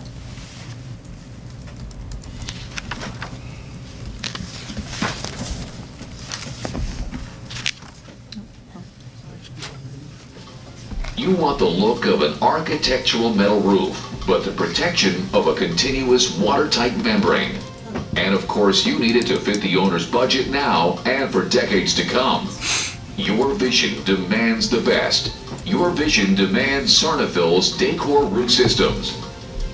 Decor is the ideal choice for new or existing buildings that call for the appearance of a metal roof, yet require maximum watertight performance. Decor provides the look of metal with both standing seam Decor profile and batten seam Decor batten configurations. The Decor profile is 1.5 inches in height and 1/2 inch in width, while the Decor batten is 2 inches in height and 2 inches in width. Both ribs come in 10-foot sections that are connected on the roof and permanently fused to the Sarnafil membrane using the Sarnafil Sarnamatic hot air welder. The profile of the batten can also be installed at any length or spacing, giving you a flexibility that a metal roof can't match. Decor is available in a variety of standard colors or an unlimited number of custom colors to match your design needs. Both Decor profile and batten have the same product formulation as the Sarnafil membrane and are attached to the membrane with a patented Decor welding nozzle that fits Sarnafil's automatic hot air welding machine, the Sarnamatic. This ensures a lasting bond, unlike using tapes or adhesives. Decor Systems use Sarnafil's G410 thermoplastic vinyl membrane, a time-tested product that has proven its ability to withstand weather extremes in all climates around the world.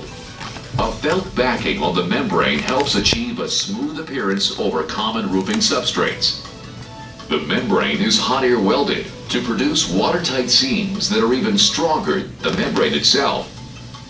And unlike metal roofs, where penetrations and detailing are a common source of leakage, Decor's hot air welding details and seams remain watertight. With Decor, you are no longer held hostage to building design geometry and slope. So go ahead and expand your artistic expression and feel confident knowing that Sarnafil will protect that design for years to come. Sarnafil Decor Roof Systems. Take roofing to a new level.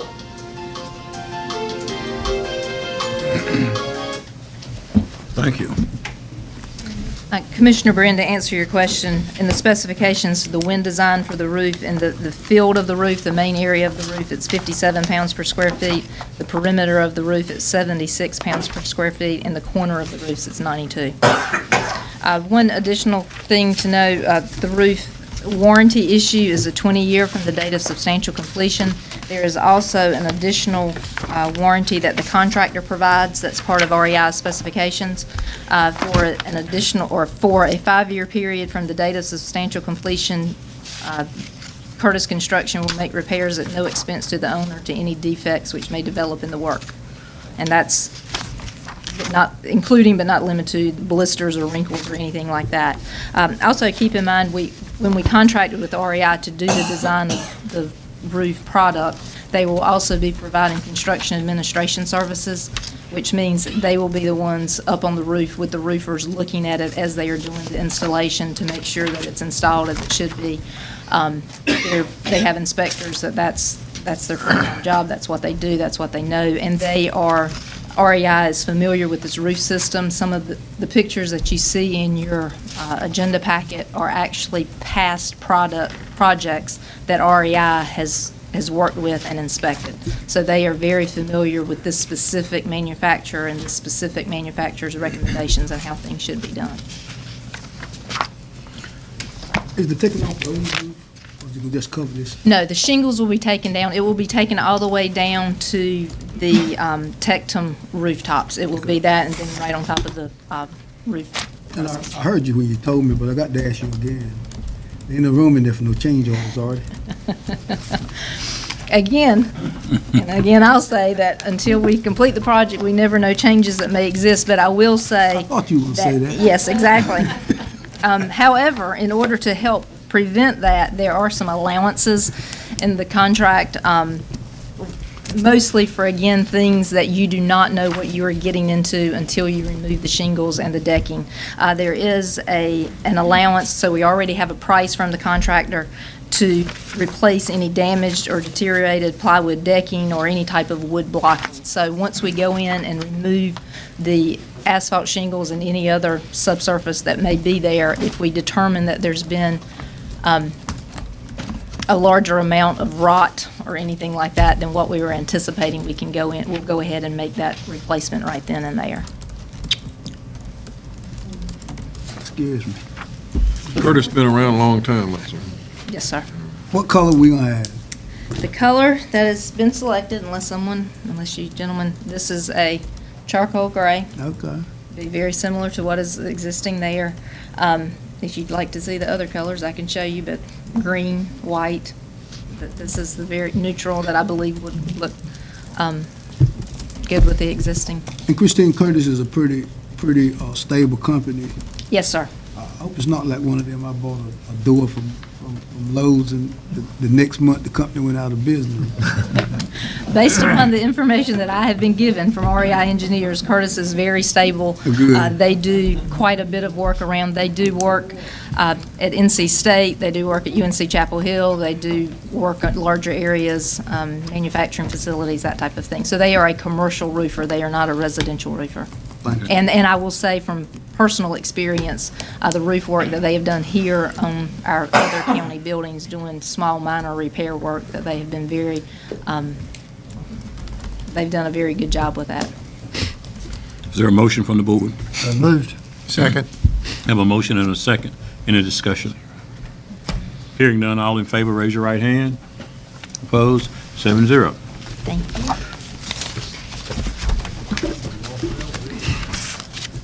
Item number 3 is regarding the First Bank Building, located on the corner of 2nd Street and Union Street. As you are aware, this building was purchased by the county over a year ago, and First Bank continued to occupy that building until they completed their renovation of their new office on 15th Street. A couple of meetings ago, I believe, a committee was established by the board to meet with the manager and staff and discuss the future possible uses of that building. A meeting was held with the committee, and the decision, or the best solution from the committee at that time, was that the First Bank Building be renovated to house a financial services center for the county. The finance department would be housed in that building. That would allow the majority of the building to remain in kind of the current use that it is now with the teller stations. We would have customer service representatives that would be sitting in those areas. The customer service representatives would be able to accept payments that residents need to make to the county. The hope is that in the future that would be cross-training would occur, so that someone needed to pay their water bill, they would visit that building. If they needed to pay their taxes, perhaps they would visit that building. Again, that's some changes in personnel and some cross-training that would need to take place in the future, but that is the overall thought of the committee looking at this building. That would be the front section of the building, the original part of the building. If you're familiar with the building, I think most of you have taken a walk through the building. The new addition that was added a few years ago by First Bank, we were looking, the office space would again house the finance department, but the large area, the large vacant area at the front of that building that opens to 2nd Street, we were looking at converting that into a larger room to house the monthly commissioners meeting. In order to do that, there would need to be some renovations that would need to occur. Mostly, a lot of the restrooms in that building are not accessible, so that type of thing would need to be addressed. The carpet and that type of thing has not been replaced in many years, so that would need to be taken into account. During the budget process, we discussed how we wanted to handle this. So what is presented to you here today is a request that we hire a professional design company, the East Group out of Greenville. They are a full-service architectural and engineering company. They would come in, help us with redesigning all of the building. As you look in their proposal that's listed on page 300 through a few pages after that, it gives a brief description of the type of work that we're looking at doing. Mr. Alligood and Anita and I, we've tried to minimize the amount of actual construction, moving walls and that type of thing. Anita has walked through there, looked at the office space, and considered the needs of her staff, and we're trying to minimize the removing walls and that type of thing. So we're trying to keep the scope as reduced as we possibly can. But what you see before you is the proposal from the East Group to assist with that. One of the commissioner's room, one of the things that we looked at, you see a large room and you're thinking, oh, well, we can just move a table in and move the chairs in and we can do it, but it's not quite that simple. One issue in particular are restrooms, because the only restrooms are located on the opposite side of the building or in the rear of the building. So people would it's difficult to get, when you have a meeting space, you need to have a restroom or restrooms that are accessible to the public. So we would be looking at putting in 2 new restrooms adjacent to the 2nd Street side, just as you come into that entrance through the glass storefront. put restrooms there.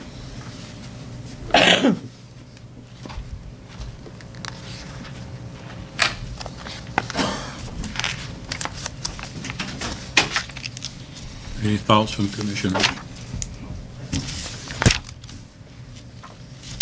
Is there a motion from the commissioner? I'll make a motion, Mr. Chairman. Have a motion, is there a second? Second. Now discussion?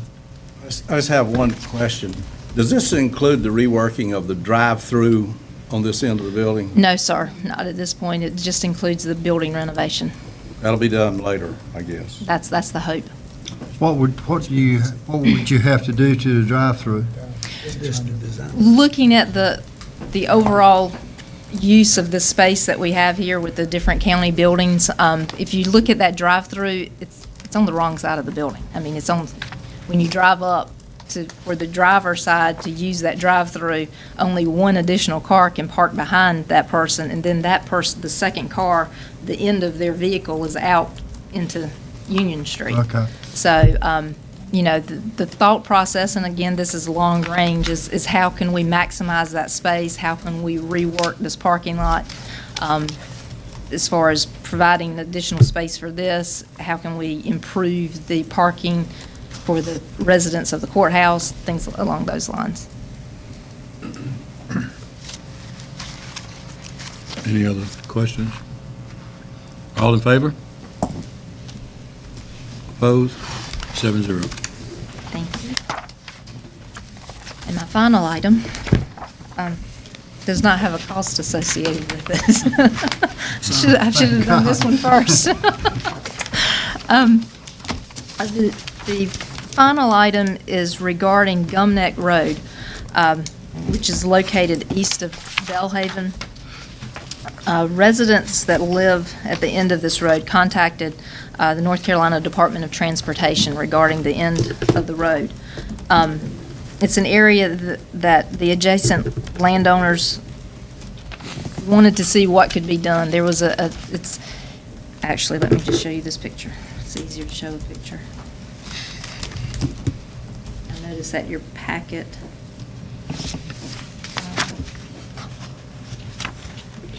This is the end of Gumneck Road.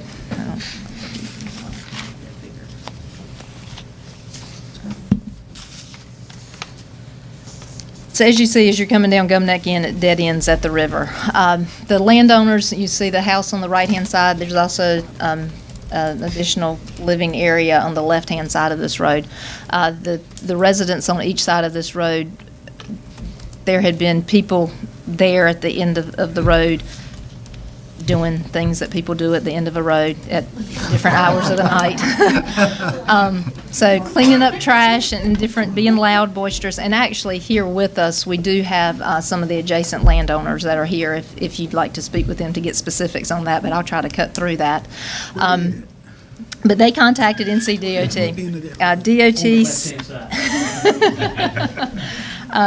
DOT stated that, yes, it is part of the DOT right-of-way, but that they did not have an issue with abandoning the last 72 feet of that roadway. And if you'll see on this picture, the red line that goes across, it would be from the red line back to the river. That's the portion that would be removed from the DOT system of highways.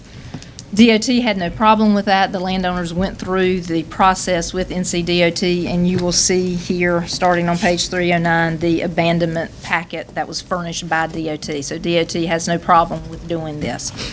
However, when the packet was sent to us and we started looking at it, you also see that there is a flushing hydrant, an existing flushing hydrant located just to the right of there. The reason that that's of such concern to the Beaufort County Water Department is, if you're familiar with where Gumneck Road is, it's at the very end of our system. If you continue past Gumneck Road, you cross the bridge and you're suddenly into Hyde County. So this is literally the last hydrant that we have on our system. So it's very important that we have access to that hydrant. We actually flush water out of that hydrant so that we can turn the water over in that area and keep a high quality of water in the water system. So when we looked at that, we wanted to make sure that that we would always have access to that. So we contacted the landowners. Adjacent landowners were very understanding of that.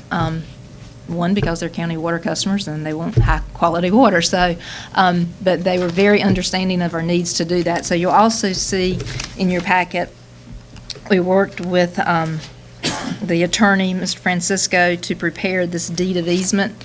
And what this deed of easement does is that it allows us to relocate the flushing hydrant to the new, approximate new location, which would be on the corner of Gum Neck Road and Johns Way. That we would be able to relocate it to that point, and we would still be able to have a flushing line going out in the future. Now, currently, the adjacent landowners say they're not planning to do anything with this property right now, and they're okay with leaving the hydrant where it is. So we will leave the hydrant where it is for now. They're planning to put up some type of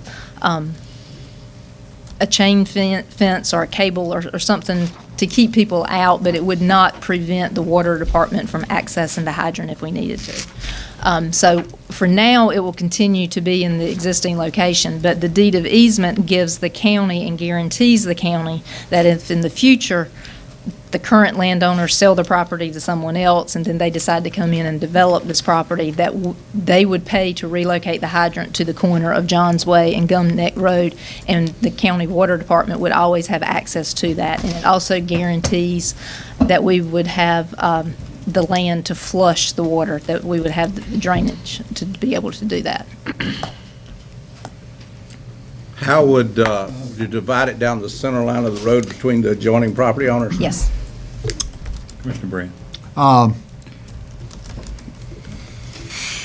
What's going to stop people from coming down to the end of the road now and do the things they do at the end of the road? I would say that it gives the landowners, if it's their private property, they can post it as private property, and then when they contact the sheriff's office this time, it's a little different that the people are on their private property versus they are on DOT right-of-way. Was DOT going to make a turnaround? I mean, it's a dead-end road, you got to It's turn not a around dead somewhere. end. No. It's not a dead end. To the right is a road that serves about 10 or 12 houses.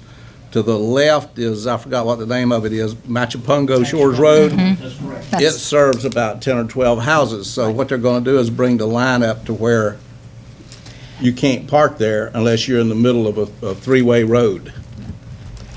And they did leave just enough room for a school bus to turn around. Actually, you could put up a block there, could you not? I mean, you could, The landowners could. landowners, and since it's your property now, you can, Mhm. okay. You can just put a thing across it and stop people from driving down. Is there a motion from the board? So moved. Have a motion and a second. Any further discussion? Got a question. Commissioner Waters. Does this require any kind of public advertisement that this is being closed? Not that DOT has notified me of, and DOT handles the abandonment of highways, and they just sent us the package, but there's been no issue as far as notification.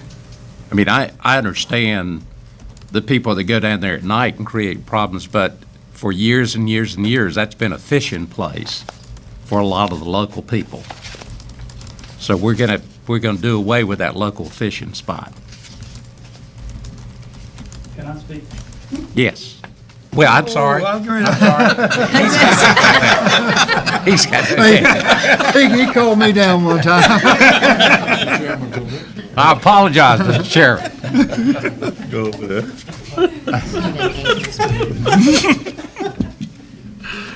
So it's our understanding that from DOT that actually about 10 or 12 feet of the shoreline is actually private landowners now currently.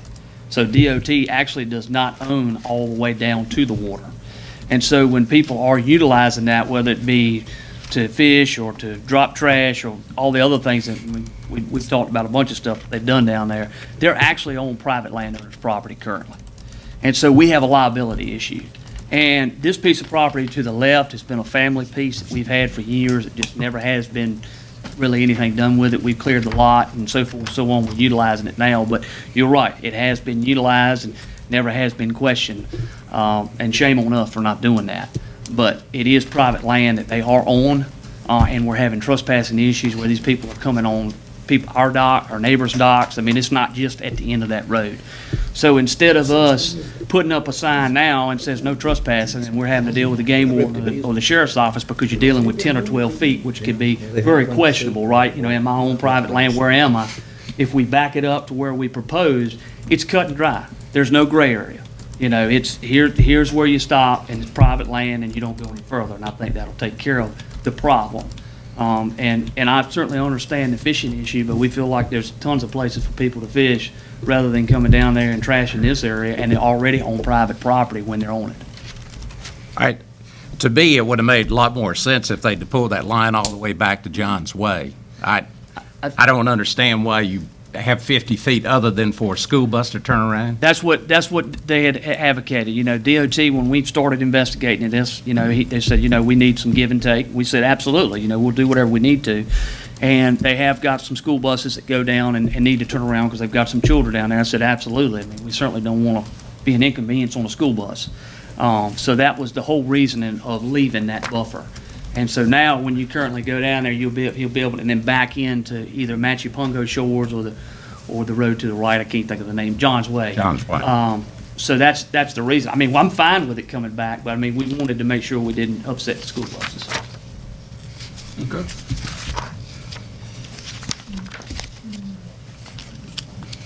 Anything further? I got to ask Christina. Christina, to move the fire hydrant, is this county to the cost? No, sir. If in the future that needed to be done, the residents would incur the cost of that. And we understand that. Okay. Some documentation. It's in the easement. It's in that deed of easement that when it guarantees that right, it says that they will pay them. Yeah, I think somebody made the motion. I made the motion. Seconded by Frank. All in favor, raise your right hand. Opposed, 7-0. Thank you. If I go down there fishing, I don't want no trouble out of you. Don't make any promises. Don't make any promises. Chief Rose.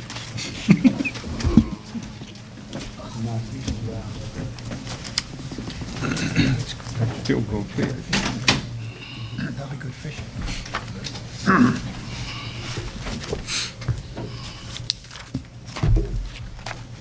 Mr. Chairman, we kind of talked about both of the issues that were separate at one time. It'll probably be easier at this point if you'll let me speak about the new vehicles that we're looking to do, and then we'll talk about the surplus vehicles again. Okay. I've given you, for your packets, a lot of information on our vehicle fleet itself. If you would, you could take a look at the vehicle assignments, which would be the pages that look like this. Hopefully you have color pages where I have black and white. That is our vehicle fleet that we have at the Sheriff's Office. You'll see that on the front page, you've got mostly administration and the patrol deputies. And then on the back pages, you have investigators and bailiffs. Most of the vehicles that have over 100,000 miles or 120,000 miles are going to be vehicles that are going to be listed in the bailiff's vehicles and the school resource officer vehicles. Right now, there are currently 4 vehicles that are driven by patrol deputies that have over 100,000 miles, and we've tried over the last 3 years to try to limit that. They get the new vehicles when it comes to patrol, unless there is a specific type of vehicle that we need for a different task that people are going to be doing at the Sheriff's Office. Right now, this budget year, we were approved for 7 vehicles. 4 of those vehicles are out, upfitted, and on the road. We've got 3 vehicles that need to come out. 2 of those vehicles are marked patrol cars, and the other one is going to be an additional truck that we have. Those are going to be the 3 left. So with those 2 marked patrol vehicles, that leaves us with 2 vehicles that we would like to get off the front line halfway through the budget year going into next year. That's been the plan from today back 3 years ago, when we started to aggressively look and the need that we had to make the vehicle fleet safer than what it was. And we've done a great job. I mean, collectively, the board and the sheriff has done a great job of getting us from where we were, where we had 30 or 40 vehicles at any given time that were flat out unsafe, and now we're at the point we're in the mid-teens. But we can't stop now. We can't go backwards. I was going to lead off what I was going to talk about here with, we're actually looking to use drug asset forfeiture money to purchase these vehicles. And an explanation, not to you because you understand this, but maybe to the public is that these funds are not tax dollars. This does not come out of the general fund. These funds come from funds that are confiscated from drug dealers when we arrest them. We get these funds in from court from cases 10, 15, 20 years ago, and that fund builds up. But we don't know when we're going to get these funds. Right now, it's at a point where we've got approximately $150,000, and we would like to use some of these funds to try to supplement the funds that the county has provided to try to help our fleet. You know, these funds are actually discretionary funds that the sheriff has the ability to pick and choose what he's going to use these for, and he's making the decision after I made the request to try to purchase these vehicles.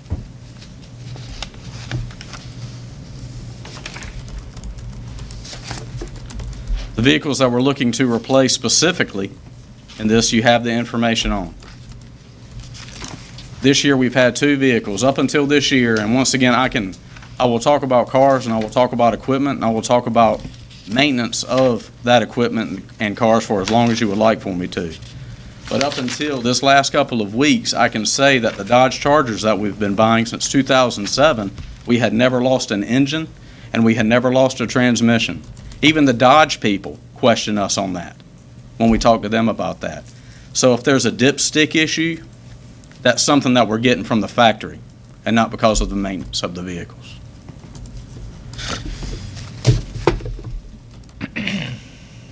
The vehicles themselves that we're looking are 2 marked patrol cars to replace the other 2 that have over 100,000 miles. Once we get those vehicles in place, we're going to move those vehicles to the bailiff line to replace vehicles that have 170,000 miles or more with vehicles that have right at 100,000 miles.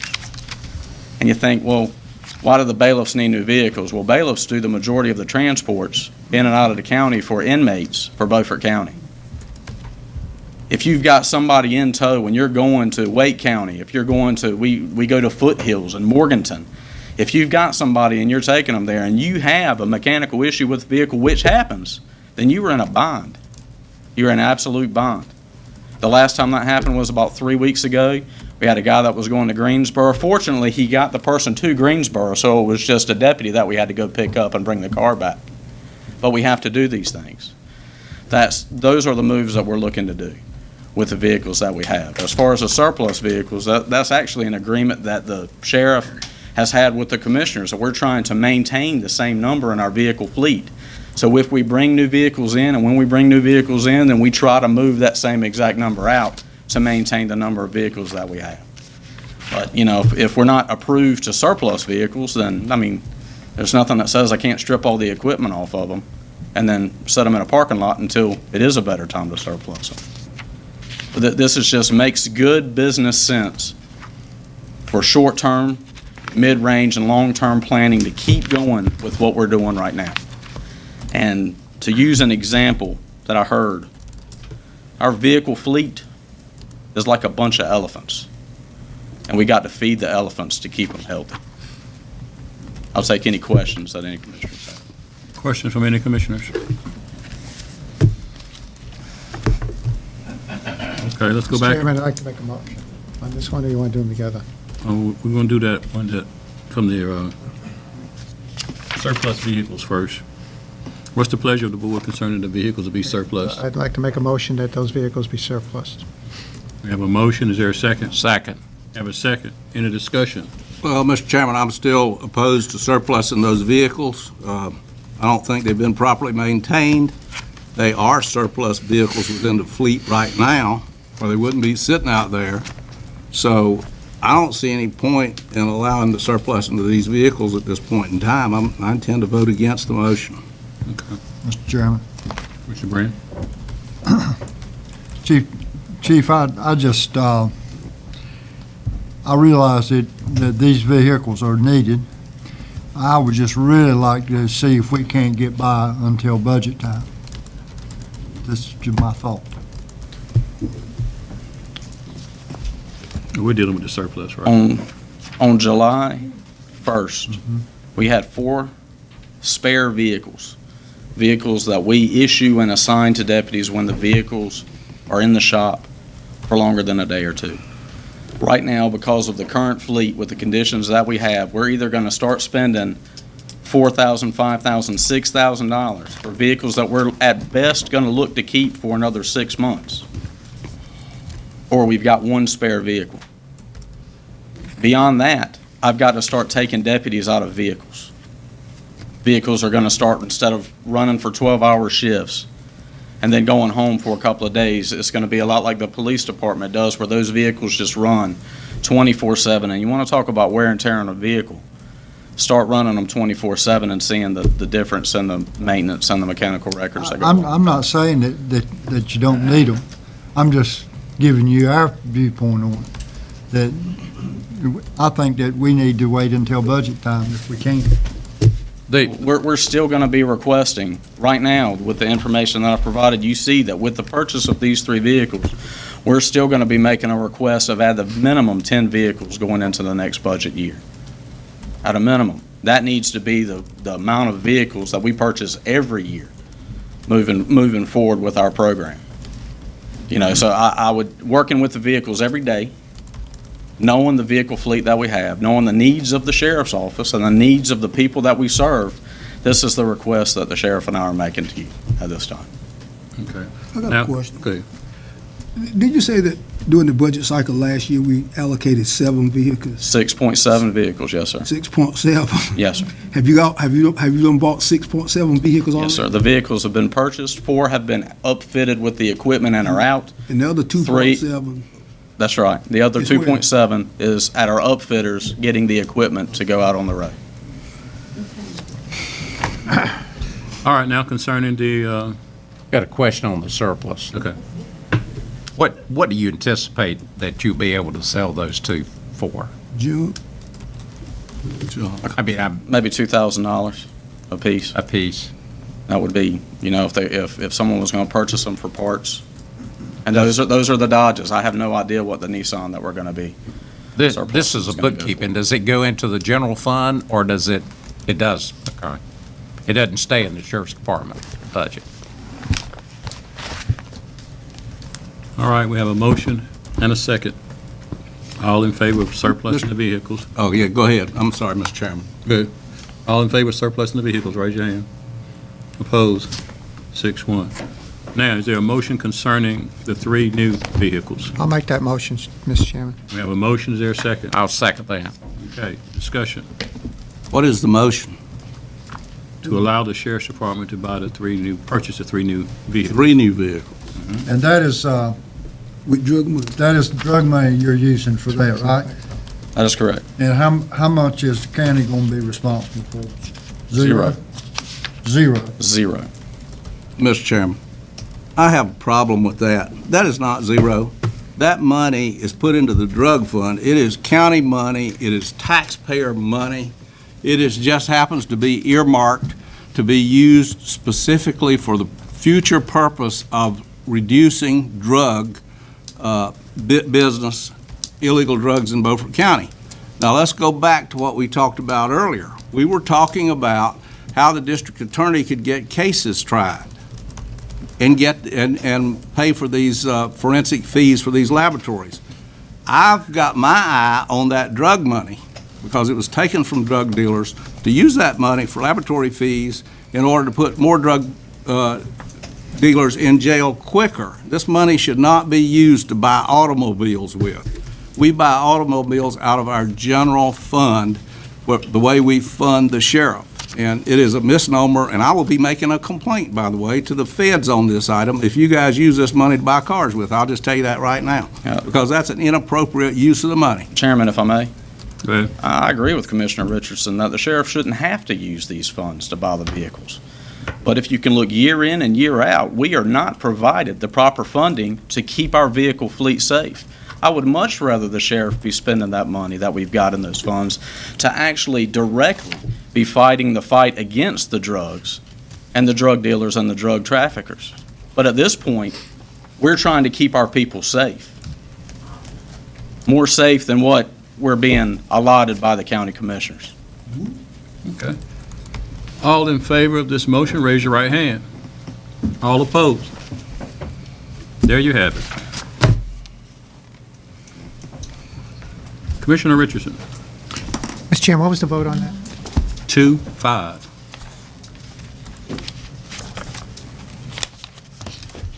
Oh, selling foreclosed property. You know, we had a discussion at the last meeting about our policy having to do with selling foreclosed property. This is tax foreclosed property. Some of it is very difficult property to move and to use. And let's face it, it would never have been foreclosed on for taxes to begin with, in 90% of the cases or better, unless it was undesirable property. Because those people would have sold it, some relative would have come in and bailed them out, taken it over, whatever. So we're talking about pieces of property that generally aren't desirable to begin with. That role is growing because we're now doing more foreclosures than we've been doing before, and we had a discussion with Commissioner Booth and some other commissioners that we need to change our policy. And for purposes of discussion, we can make the motion after we discuss, if you like. I propose that we have this, put this property on the block and let people make an offer for it, and we will consider every offer. Is that your motion? Well, I can make it as a motion if you. Go ahead. Well, I move that all foreclosed properties that are on the county list be, that we put them on the block, and that we will take a reasonable offer for the property. There's a word right there. Mr. Richardson, for some ungodly reason, I thank you so much for the Lord touching your heart. I didn't ever think I'd live to see this day, that you changed some of your motions. And I'm going to second your motion. All right, we have a motion and a second. Thank you.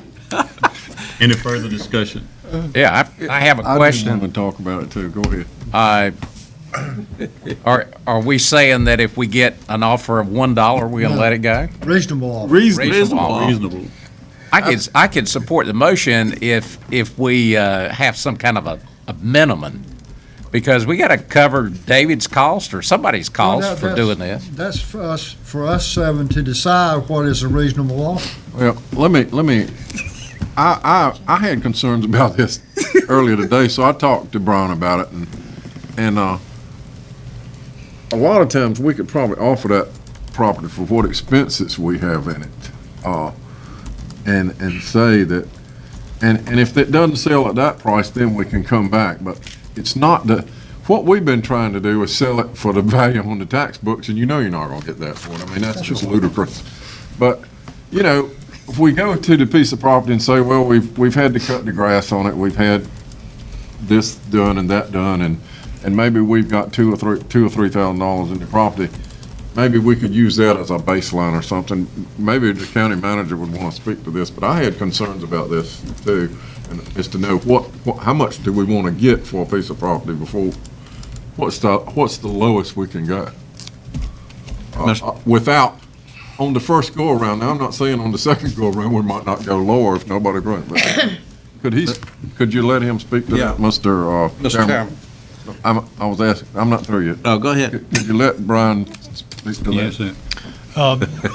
Historically, what I've seen counties do is whatever your cost base is in it, so whatever the taxes that were due, that you foreclosed on it for, and then whatever the attorney's fees were. So you essentially are made whole. You don't go in the hole on it. You're made whole for your cost, but it puts it back on the rolls for it to be taxed. That's usually the minimum. And I think that's a place to start, but some of these properties, when you look at these properties, and you know, the old adage in real estate is location, location, location, you're going to decide this needs to be moved on. If you will, you're going to take a loss, but at least you're going to get it back on the tax rolls, and you're going to get it to be useful for somebody to use. And that's why a reasonable offer, because a reasonable offer is different on every piece of property in the world. What happens when the piece of property is in a municipality? Then you're covering the municipal tax cost, you're covering the county tax cost. If it was foreclosed on, their county taxes are due and their city taxes that are due. Who paid the city for the, excuse me? Do we share, I mean, if we get $1,000 for a piece of property, do we give the city or the municipality any money? It goes to pay the taxes. I'm still a little bit confused. Who has the first lien on the property? The city or the county? There is actually, and I don't remember off the top of my head, but I believe it is split 50-50. There's a blog site from the school of government on that, but I believe it is 50-50. Because neither one of the liens are superior. It's not like you've got a federal lien or a state lien. So between the city and the county, I don't think there's a superior lien. Are you saying that you split the money between the county and just right Based down on the the middle? taxes. Right Up down to the the middle. amount, up to the amount of the taxes. Up to the amount of taxes, that's right. Okay. So if there's But money if left you get over. $1,000 more than what the taxes are, then We get, we get the other $1,000. Okay. So that improves the situation for both parties. No longer does the local municipality have to mow the grass on that lot. Typically, the local municipality doesn't mow the grass, the county does.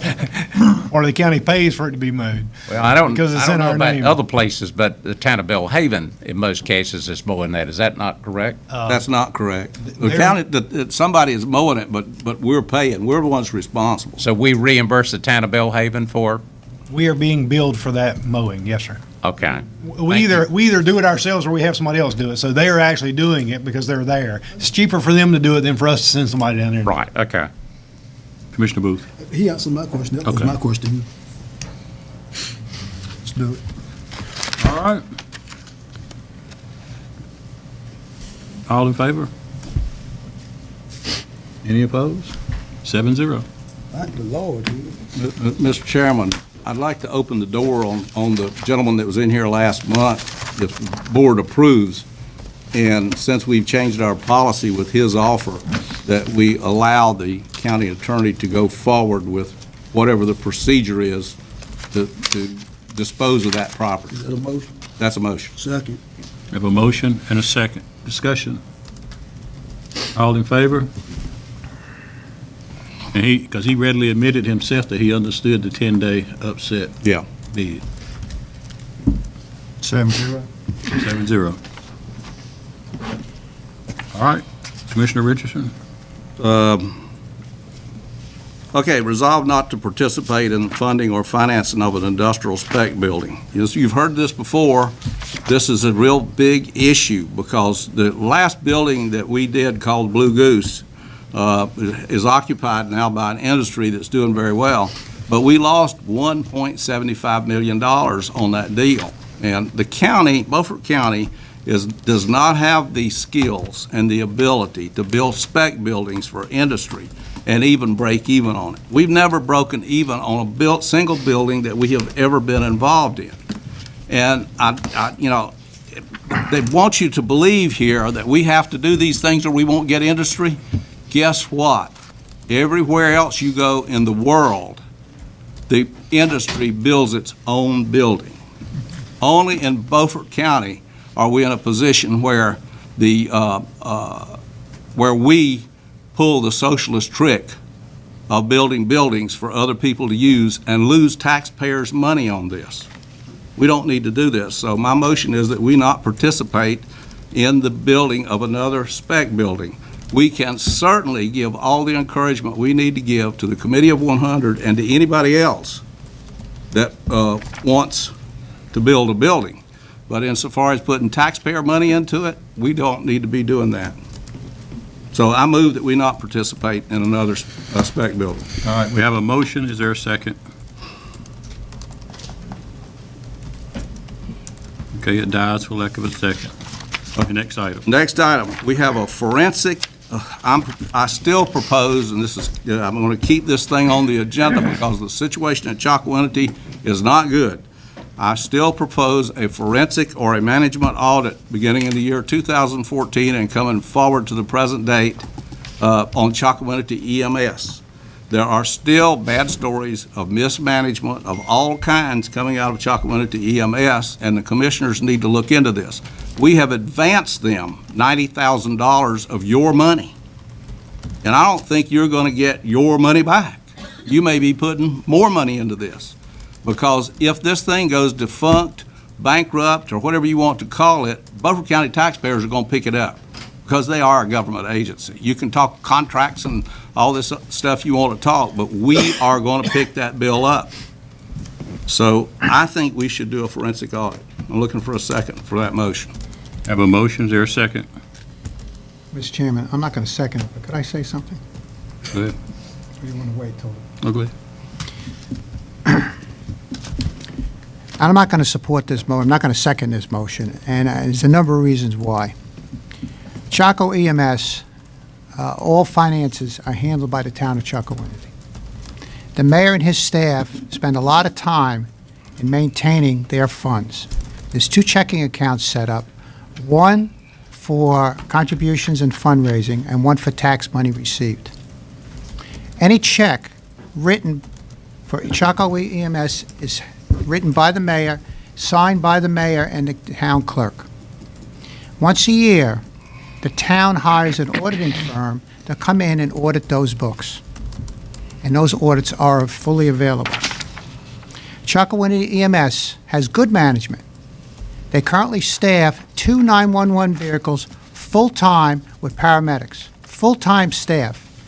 They also have a 3rd vehicle, which is staffed by EMTs, which are used in transports. The county supplies tax money only sufficient to fund about 3/4 of one 991 vehicle. So if anything, we should be thanking the mayor of Chocowinity, we should be thanking Chaco EMS, and not demanding audits which are already being done by the town. Thank you, Mr. Chairman. Mr. Chairman, Yes, sir. I refresh my memory.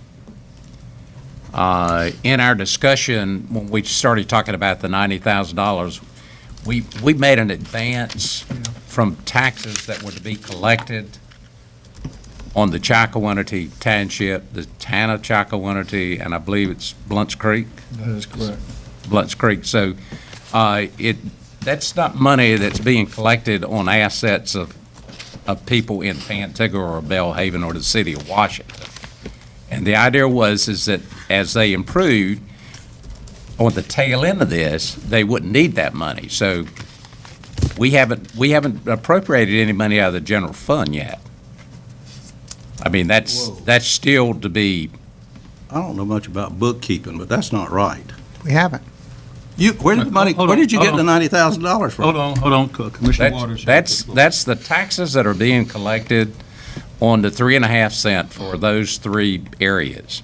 So I mean, just need to make sure the public understands we're not taking money from the city of Washington's tax base or some other place in the county. That's coming from the people. They're the ones that are handling the money, and they're the ones that makes the recommendation on their budget and what the tax rate needs to be. We just approve the tax rate. I mean, they still have a room to go from 3.5 to 5 cents and be at the max. So, Mr. Chairman. I think we need to allow the management over there to prove that they're making the right decisions. Okay, Commissioner Brand. I questioned our county manager on that very same thing, Frankie, that I made sure that was tax money being advanced, not tax money coming out of the general fund. I made sure that and they would not have to pay it back at the same time, because it was their money to begin with. I think I'm right by saying that. It's the tax money that's collected from the EMS tax in the area. I guess to give a little bit from Commissioner Richardson's side, we are advancing those funds out of general fund dollars. Absolutely, you are. Being replenished by tax dollars That's right. that are being collected. So, I want to talk to that. You go ahead and finish. I'm going to talk to that. well, I mean, in order to advance tax dollars that haven't been collected yet, we did advance funds out of the general fund. That's right. But the taxes that are due in that district will pay that money back to the general fund. And we're advancing funds to all the districts. Yeah, we're doing to that the to tune of everybody. 1/12. Right. We just accelerated theirs a bit, Yes. They just got their fair share early. a little earlier. Well, Mr. Chairman, let me address that a minute. What you've done, you may be advancing funds. Let's see, the taxes are collected for the district in like November or December, we're gonna have to go through this mumbledy-peg on this, but that money came out of the general fund. That money did not come from tax dollars because they are entitled to so many tax dollars based upon their tax rate. So if you get $90,000 more than was collected from their taxes, where did it come from? They're not getting They're not getting 90,000 more. The whole pot they were getting, we were giving it to them in 1/12 increments. The board said give them, all the agencies, at 1/12 increments. So instead of just giving them 1/12, y'all advanced them a couple more 12ths to get to the extra 50. Okay, if you did it that way, now let's look at this for a That's the minute. way we were directed to do it. How much money do they collect in taxes in that district each year? Let's say 480,000. All right, what are they going to do for the last 2 or 3 twelfths of that money? They're not going to get it. They're not going to get any. We're going to true it up in February after all the tax dollars come in. So we're going to advance them 300,000 because I was told to write them 50,000 a month through December. So that's 6 I don't remember voting on that. Yes. Yeah, We did. That went by this We did. board? Yes. It was a special call meeting. I was actually out of town, but yes. When do they run out of money? When do they run out of their, whatever you've collected in taxes? During what month do they run out of their tax money? What do you mean run out? I mean, if we're estimating 480,000 in tax revenue and we pay them 300,000, we still owe them 180,000. But if you're writing them checks for $50,000 a month, the way I do numbers, 50 times 12 is 600,000, not 380. 6 months.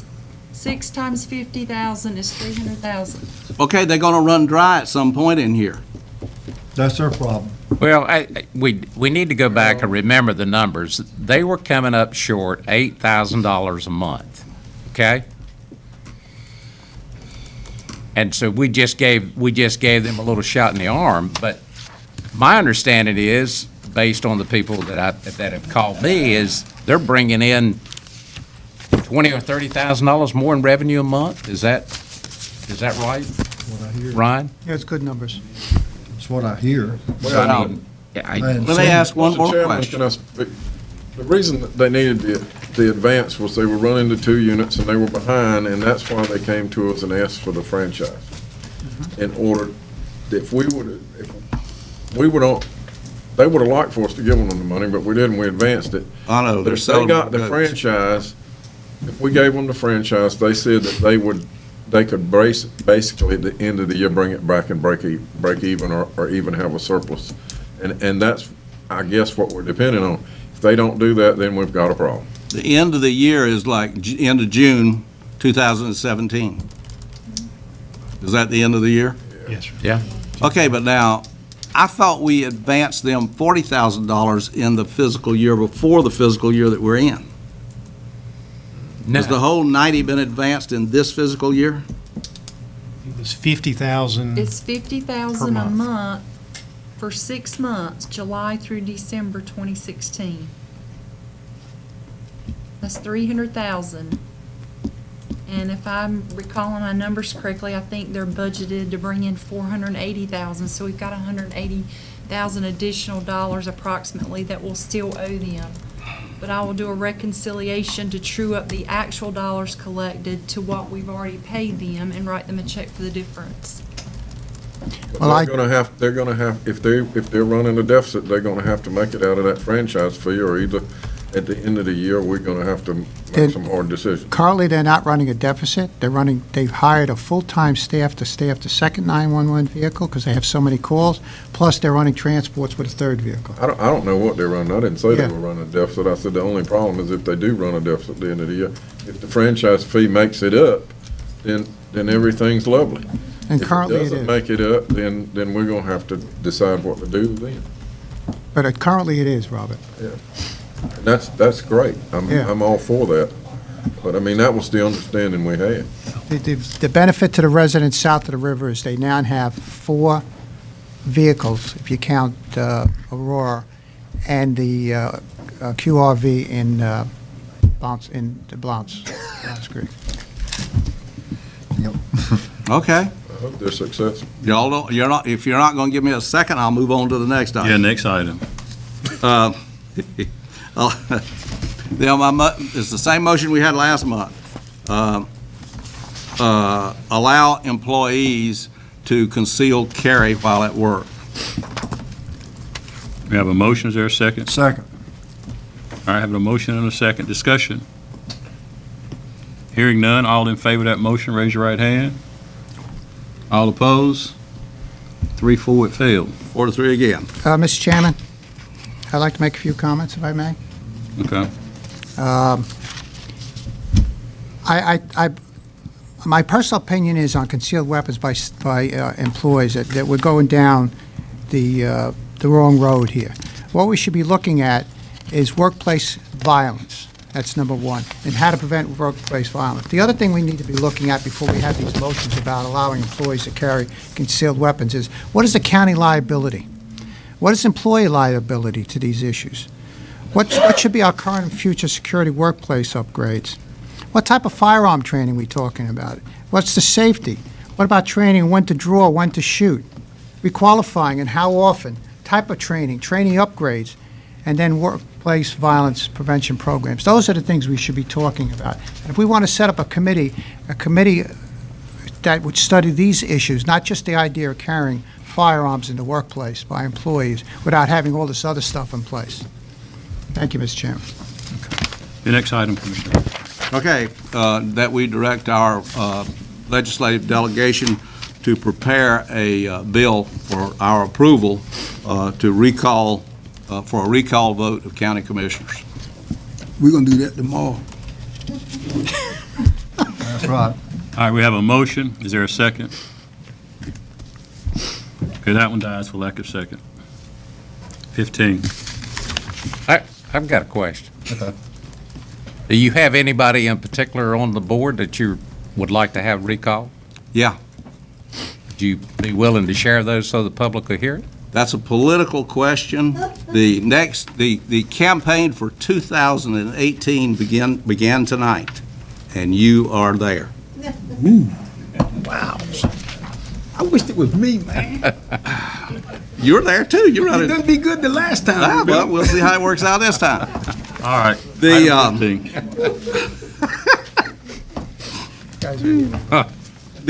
EMS for Washington Township has been very controversial with the citizens of Washington Township. I think they have conclusively shown that what the county is doing with the proposal is providing less service at a greater expense. And those numbers are, they were getting their coverage for $157,000 a year. This was allowing the city of Washington to save money at the same time the county was saving money. By putting a unit in there, it's going to cost $500,000 a year. So we have now shafted the city out of $150,000 that they have to raise. So you're raising taxes on them, and the county is going to have to come up with the $500,000. Now, admittedly, they'll probably do $150,000 of billables up there, so you're probably talking $350,000 out of the county's pocket. So I move that the county rescind the vote that we did last month to deprive the city of this contract, and that we go back to where we are now using the tax that's collected on the Washington Township to provide the paramedical level of service to Washington Township, because that's what the citizens of the township wants. This saves about $500,000 in taxes. Okay, there's a motion. Is there a second? That too dies for lack of second. The next one. Mr. Chairman, one comment for the record. If I remember correctly, when we were looking at the proposed budget, the general fund would subsidize that contract $125,000. 120. Starting in 17.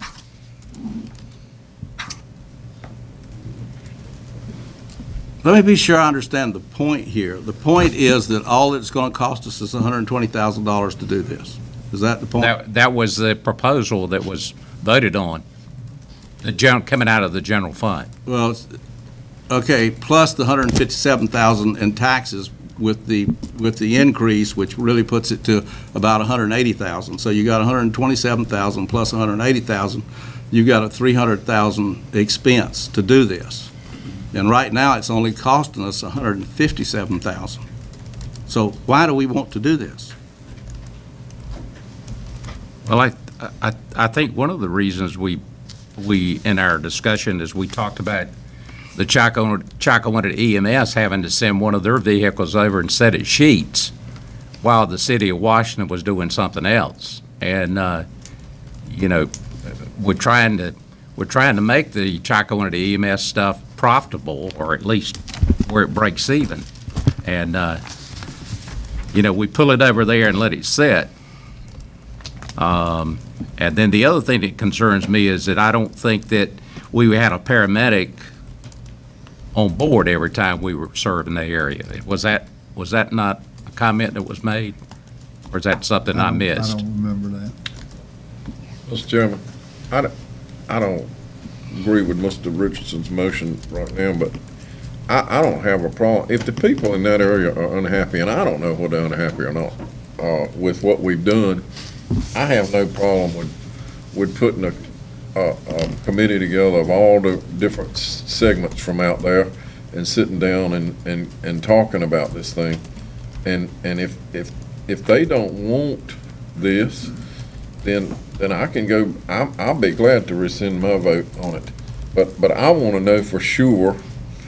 I think you got different people out there thinking different things.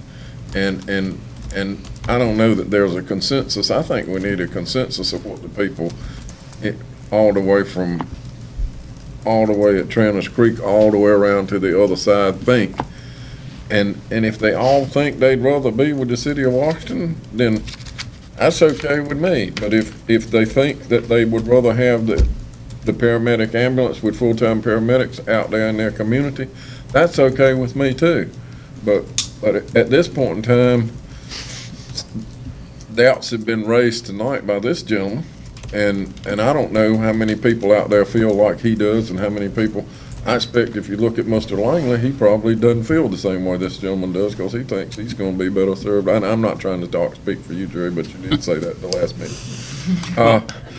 And so, you know, I'm just confused, I guess is what I'm telling you, is that I don't really know what the folks in these areas feel, and it is a big geographical area, so people in different places out there could feel different ways. Well, let me say this. We met with a bunch of folk out there at Old Forward Church of Christ, and basically you have a mixed bag out there. Those who live in the 264 corridor, they spoke some truth. The response time from Washington to them would be a lot better than if it were at Old Fort or whether at Horton Station. But then at the same token, you have some who are all in favor of it being out there. And my suggestion to them was, on that particular night, that what the county is looking to do is move forward with our countywide EMS. And what I said that I would be willing to do is for us to sit down and tweak it and make it so that it works well for everybody.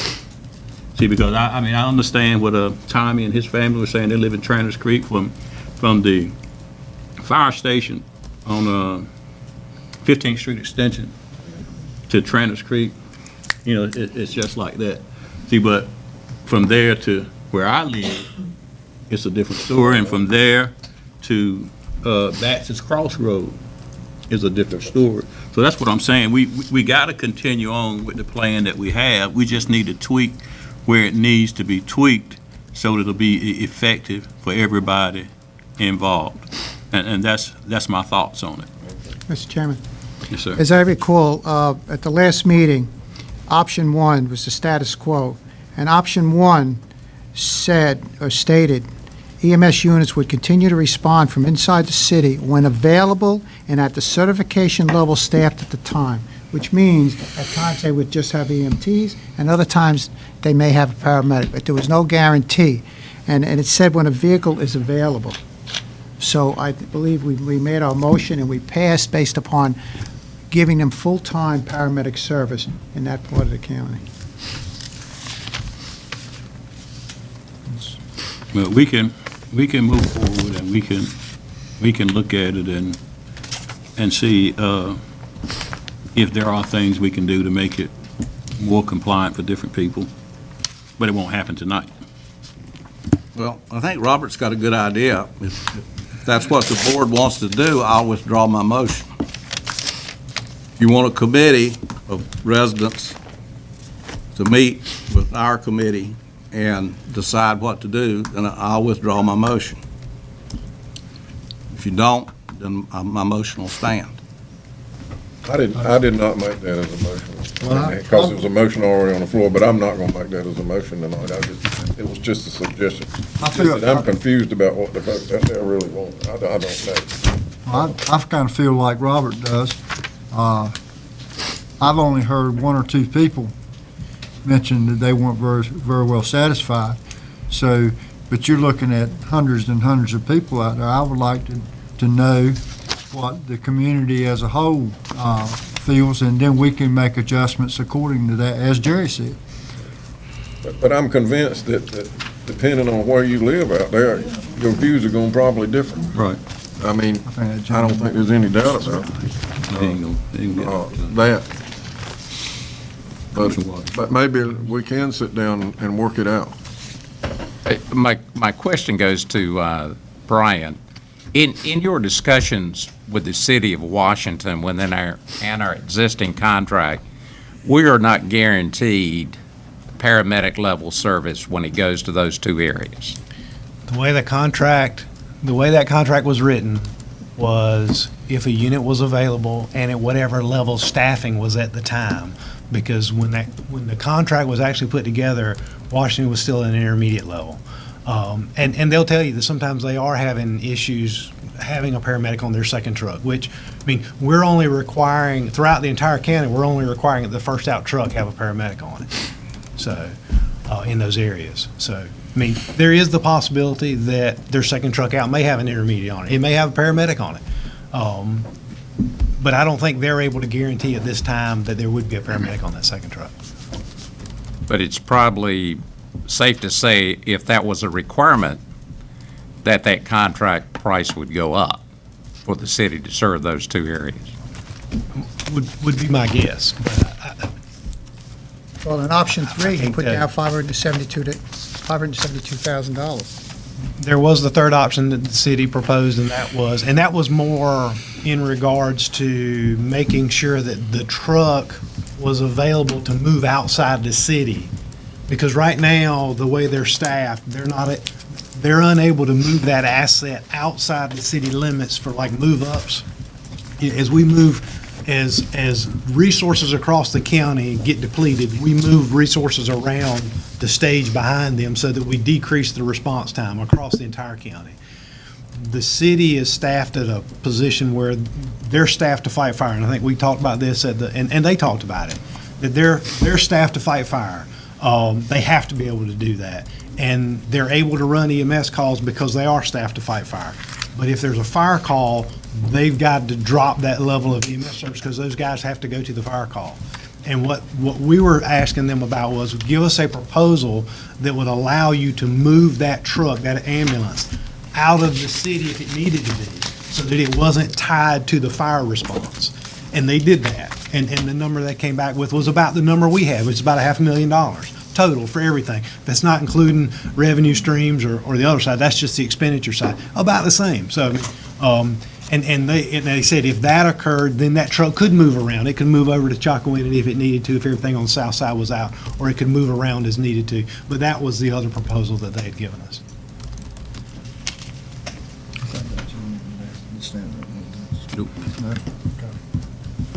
All right, Mr. Manager, your item 16.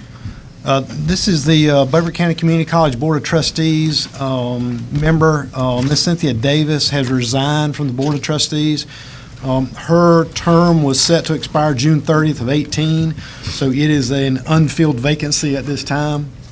You have a letter from the chairman of their Board of Trustees recommending Reverend Caton to fill that unexpired term, and you have that letter attached in your packet at page 365. So moved.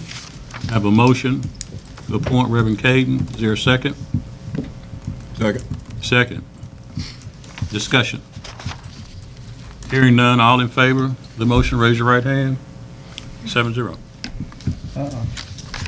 You voted against it? 6-1.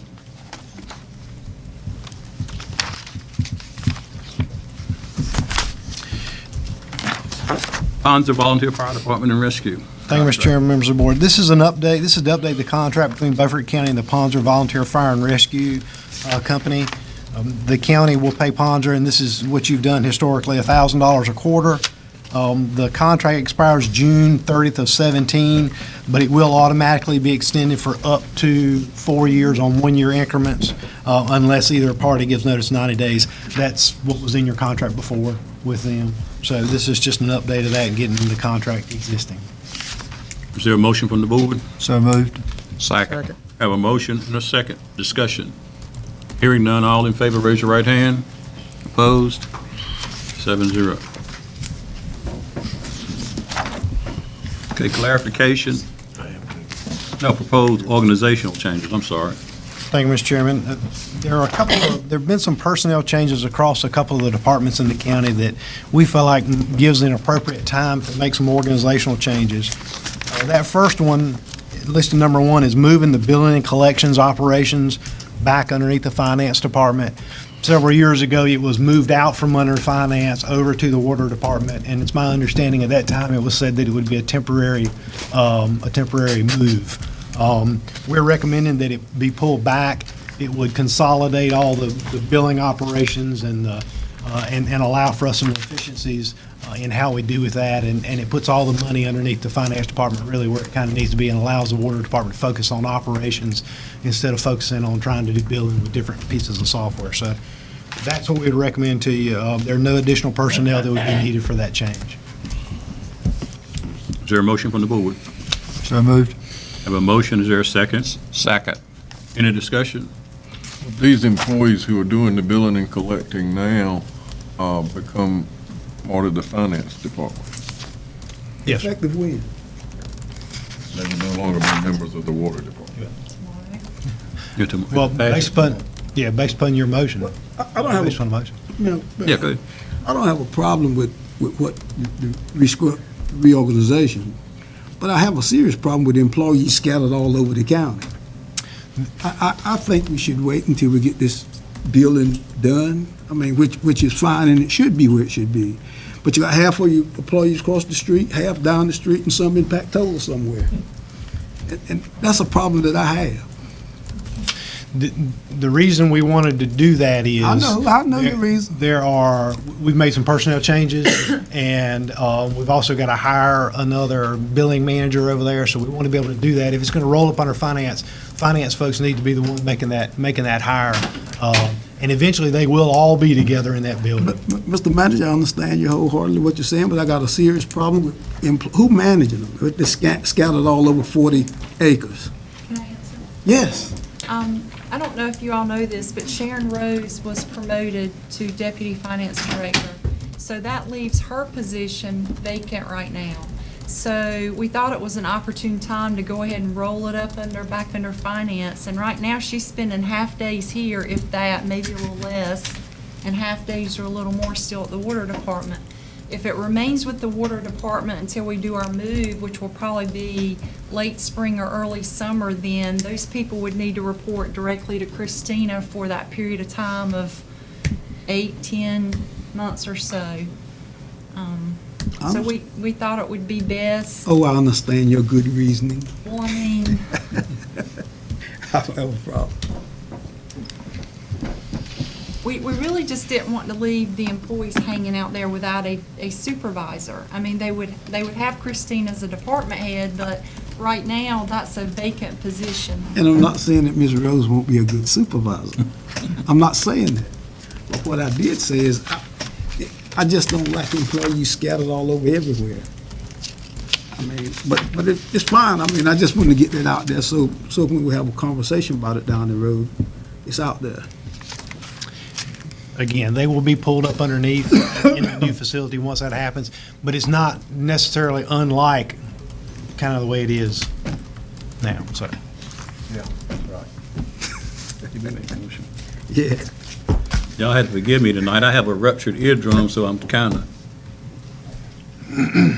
I ain't all together here tonight, so I tend to be. Well, let's move on. Please don't do that. Did you get that? Motion. All in favor, raise your right hand. 7-0. Mr. Chairman, second item is a reorganization of and establishing an emergency services department.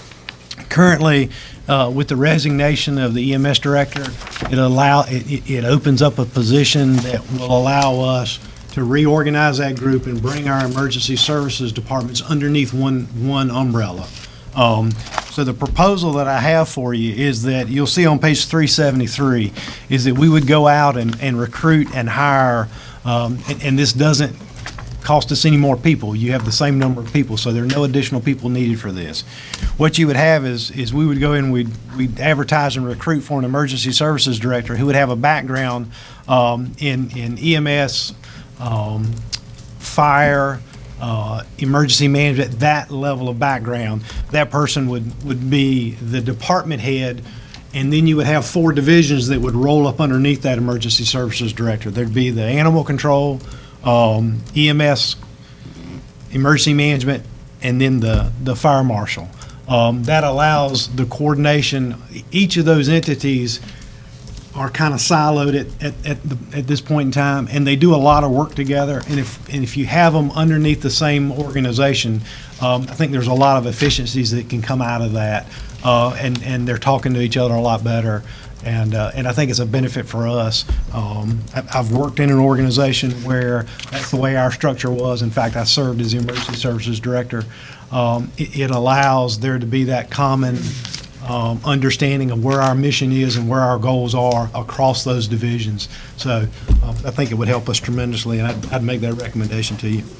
And again, there are no additional personnel needed for this. We're simply moving a vacant slot and then and advertising for that and recruiting for that position. What's the pleasure of the board? Mr. Chairman, I move that we approve the reorganization as recommended. I'll second it. Have a second. Discussion. Let us have one question. How many people are on each of these, and what full staffing, how many people are on each of these shifts? How many people are on like A shift? You've got 1, 2, 3, 4, 5, 6. 6. So there's 6 people on each shift? 6, yes, sir. A, B, C, and D shift. There's 6 shifts, so that's 2 ambulances and 2 QRVs. Thank you. Yes, sir. Anything further? All in favor, raise your right hand. All opposed? I'll vote against it. 5-2. It really doesn't matter. Oh, you voted what? 6-1. 6-1. 6-1. Who voted against? Good.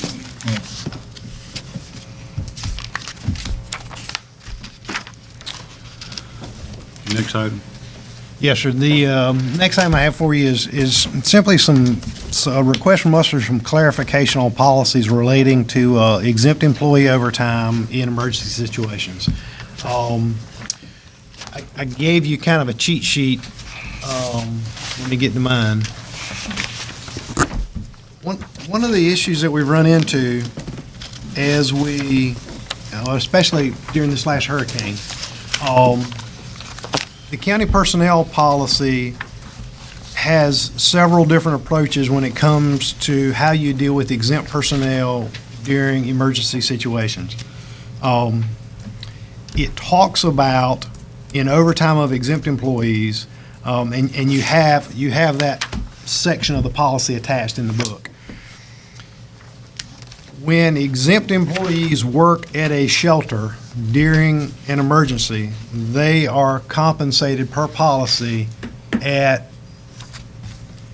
the way non-exempt employees would be compensated under Fair Labor Standards Act. So if you're in excess of 40, you get time and a half. If you're less than 40, you get paid additional time, straight time. So that's just for exempt employees, because exempt employees typically don't get overtime. But according to the county personnel policy, if you work in a shelter during an emergency and you're an exempt employee, you get overtime. The issue that we ran into was there's a difference in policy and historic practice. So this year, during this last hurricane, we had exempt employees who were at the division head level and below. Okay, we got department heads and we got division heads. Typically, department heads and division heads are typically seen the way we normally see folks, and they're exempt employees, and it doesn't matter how many hours you work. You may work 1,000 hours a week. That's fine. It's just tough. That's the way it is. However, we had employees who were in the EOC who were exempt employees below the division head level.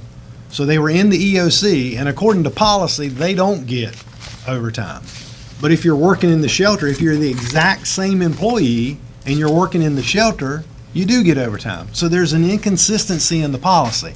And we're simply trying to figure out what you want us to do. Now, that was the cheat sheet that I gave you. So if you look at shelter duty, that very first one, it says our policy is to only pay exempt employees who work shelter duty.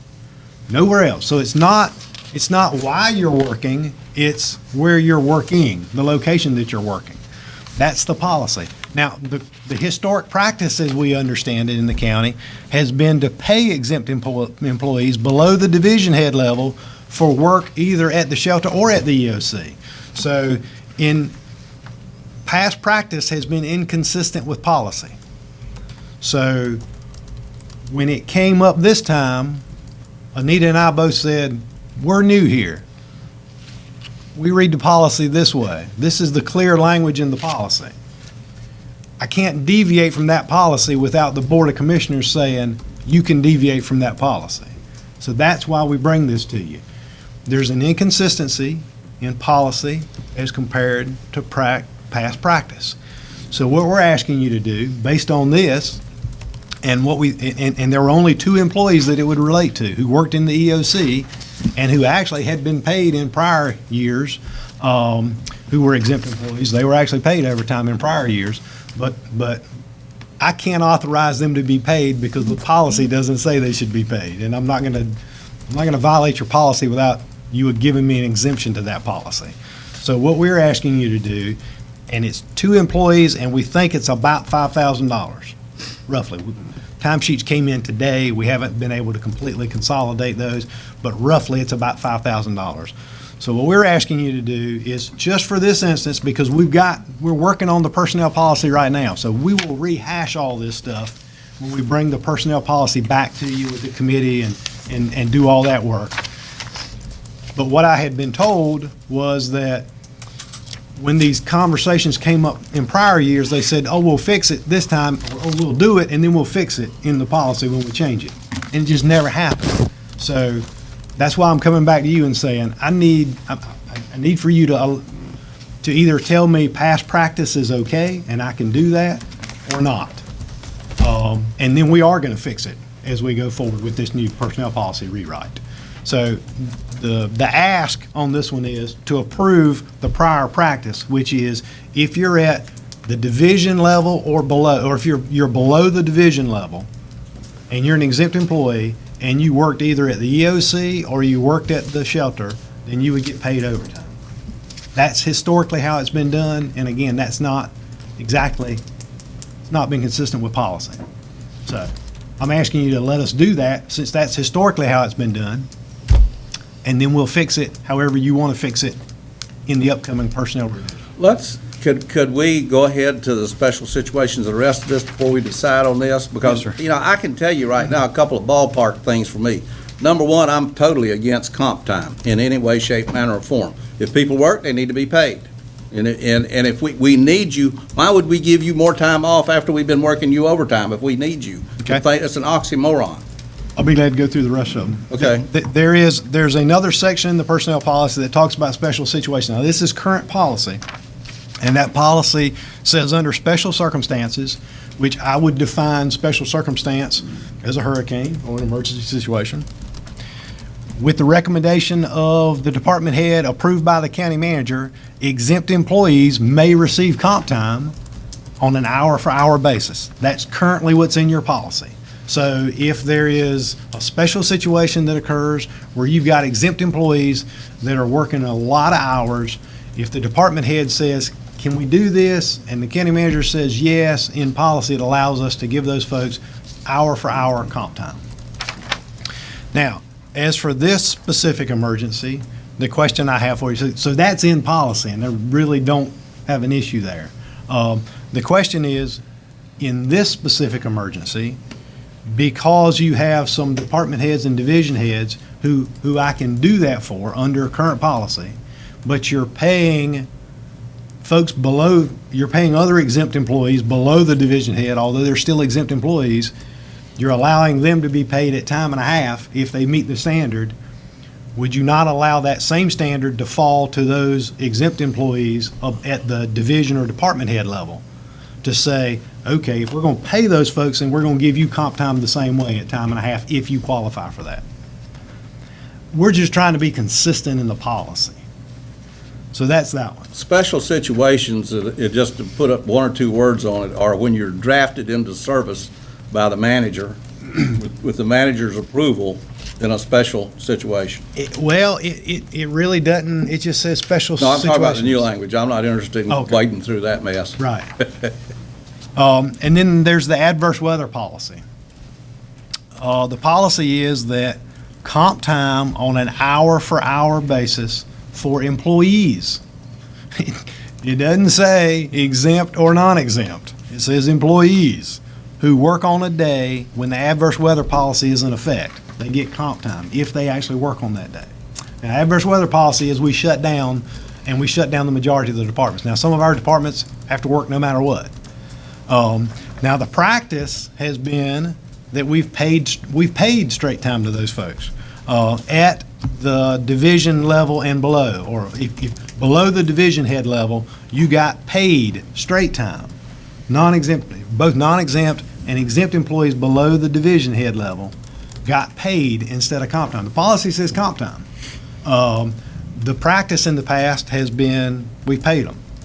So, again, to be consistent, what I'm asking you to do is be consistent with historic practice, although it has been different than policy. Now, let's see now, if we have an adverse weather day, we send it snowing and we send everybody home. Everybody still gets paid for that day anyway, don't they? Yes. Okay. So if people worked on that day, They get double time. the If they're over policy 40 says you hours. get comp time, Oh, you get comp time, okay. but the practice has been you've been paid. Right. So what I'm simply saying to you is under this situation, under this last emergency situation, let us, with your approval, we would apply the historic practices that have gone on, that I've laid out for you. And then we're going to fix this as we go through.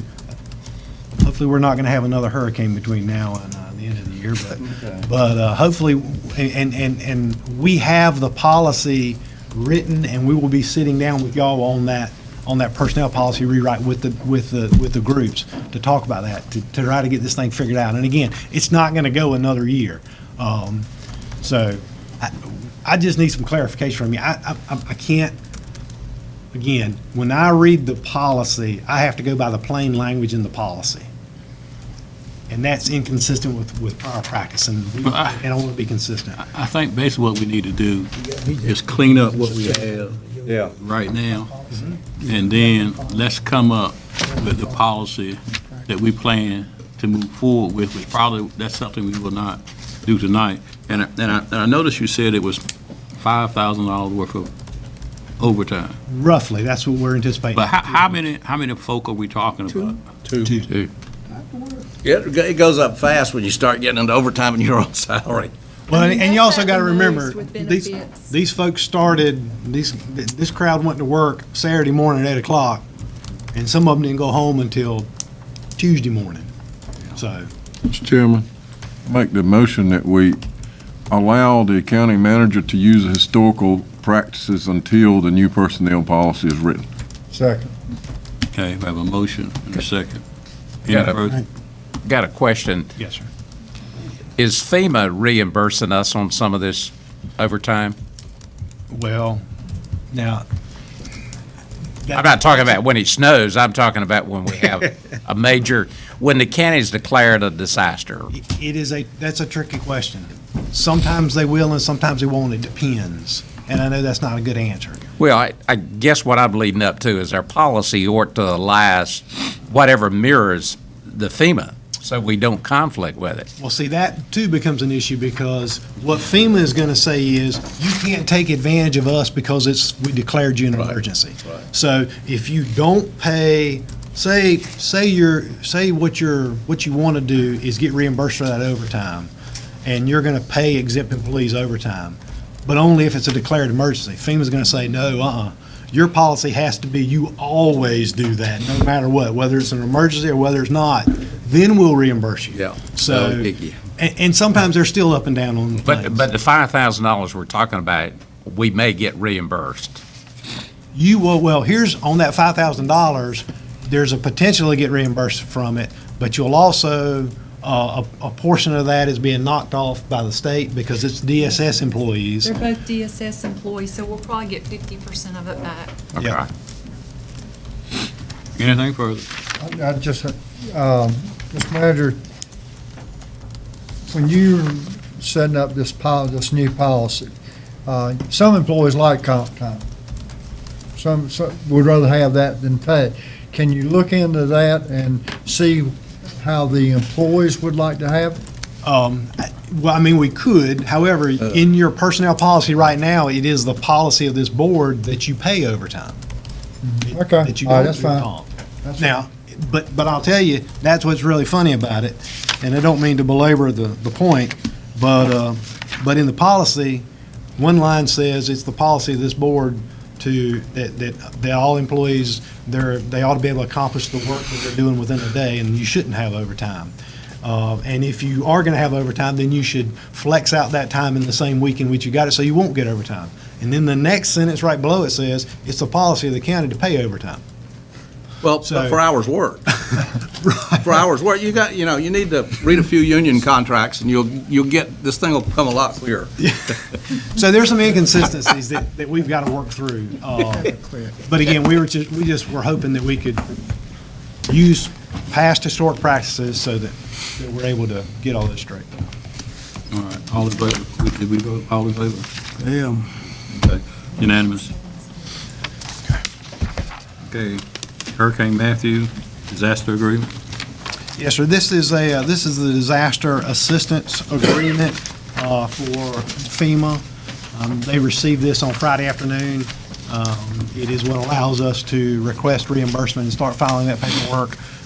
So that's why it didn't get in your agenda. We didn't get it until late Friday afternoon. So we'd request your approval to execute that, and which would allow us to start the process of the reimbursement process. Is there a motion? So moved.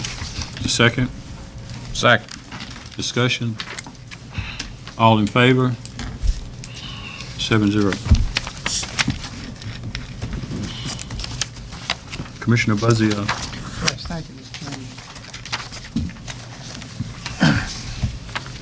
Mr. Chairman, on last Friday, I attended the function at the Marine Corps Air Station, Cherry Point, at which time the Marine Corps was celebrating their 241st birthday. And what they had at that time was a historical uniform pageant, a cake cutting ceremony. And the uniforms were from 1775 through Desert Shield and Desert Storm. And what was unique about it is every uniform that was worn from 1775, the Revolutionary War, the War of 1812, and so forth, was an original. And even some of them had the original boots they were wearing. In the War of 1812, the private had that uniform, actually had the original boots that were worn during the War of 1812. So it was really a nice function. But I would like a resolution that supports, recognizes the 241st birthday of the United States Marine Corps from 1775 to 2016. Whereas the County of Beaufort, North Carolina, is a duly and regularly created, organized elected political body, existing as such under and by virtue of the Constitution, statutes, and laws of the state of North Carolina. Whereas Marine Corps was founded by the Continental Congress in 10 November 1775, and has been in numerous engagements and wars from the Revolutionary War and the current war in the Middle East. Whereas the resolution that created the Corps reads as follows: Resolved, that 2 battalions of Marines be raised consisting of 1 colonel, 2 lieutenant colonels, 2 majors and officers as usual in other regiments, that they consist of an equal number of privates with other battalions, that particular care be taken that no person be appointed to officer or enlisted into such battalions, but such as are good seamen or so acquainted with maritime affairs as to be able to serve to advantage by sea when required. That they be enlisted and commissioned for and during the present war with Great Britain and the colonies, unless dismissed by order of the Congress. That they be distinguished by the names of the 1st and 2nd Battalions of American Marines. They be considered as part of the number which Continental Army before Boston is ordered to consist. Whereas the record of the cause is one which will bear comparison with that of the most famous military organization in the world's history. Marines have won foremost honors in war and in the long years of tranquility at home. Generation after generation of Marines have grown great throughout the world and every corner of the 7 seas, that our country and its citizens might enjoy peace and security. Whereas this is a special time of the year for the Marine Corps as they celebrate their 241st birthday. Now therefore be resolved that the County of Beaufort, North Carolina hereby recognize and observe 2016 as the 241st birthday of the United States Marine Corps. Adopted the 7th day of November, 2016. What's your motion? It's a motion, Chairman. Is there a Second. Okay. Discussion? All in favor, raise your right hand. Any opposed? 7-0. Mr. Chairman, I have a second motion, resolution celebrating Veterans Day. Whereas the freedoms we enjoy as Americans have been purchased and maintained at a high price throughout our history, and whereas since the establishment of the original 13 states, Americans have been willing to fight and die to preserve their individual rights as guaranteed in the United States Constitution and the Bill of Rights, and whereas we owe a great debt to those who have served in defense of this nation, and whereas throughout the generations their sacrifices have preserved our unique form of government dedicated to human rights and respect for the individual, and whereas for many that sacrifice had ended in permanent injury or death, yet their spirit remains a continued preservation of our freedoms and the promise of liberty established as an example for all the oppressed persons of the world. And whereas in honor of these dedicated men and women, we pledge our continued defense of our nation so that the sacrifice will stand before the entire world as a tribute to the spirit and determination of people dedicated to the principles of freedom and democracy. Now, therefore, the Board of Commissioners of Beaufort County does hereby call upon the citizens of Beaufort County to participate in services and to observe the 11th hour of the 11th day of the 11th month with expressions of gratitude to all veterans known to them, and to further extend this gratitude to the families of the deceased veterans, and to solemnly remember the sacrifices of all those who fought so valiantly on the seas, in the air, and on foreign shores to preserve our heritage of freedom, and let us reconsecrate ourselves to the task of promoting and enduring peace so that their efforts shall not have been in vain. Adopted the 7th day of November 2016. Is there a second to that motion? Second. Discussion? All in favor, raise your right hand. Opposed? Thank you, Mr. Chairman. I wrote down number 23. Was there another item? Yes. That was the sheriff's office, and 24 was the tavern grant. Okay, That very good. Covered. All right. Entertain a motion. Oh, yeah, I'm sorry. Commissioner Booth. Getting back to what Bryant said about doing the last hurricane we had, I forgot to bring the documentations by to our clerk. But I think our staff, Brian and your staff, the health department throughout the whole county, should be commended for a job well done during this time. Absolutely.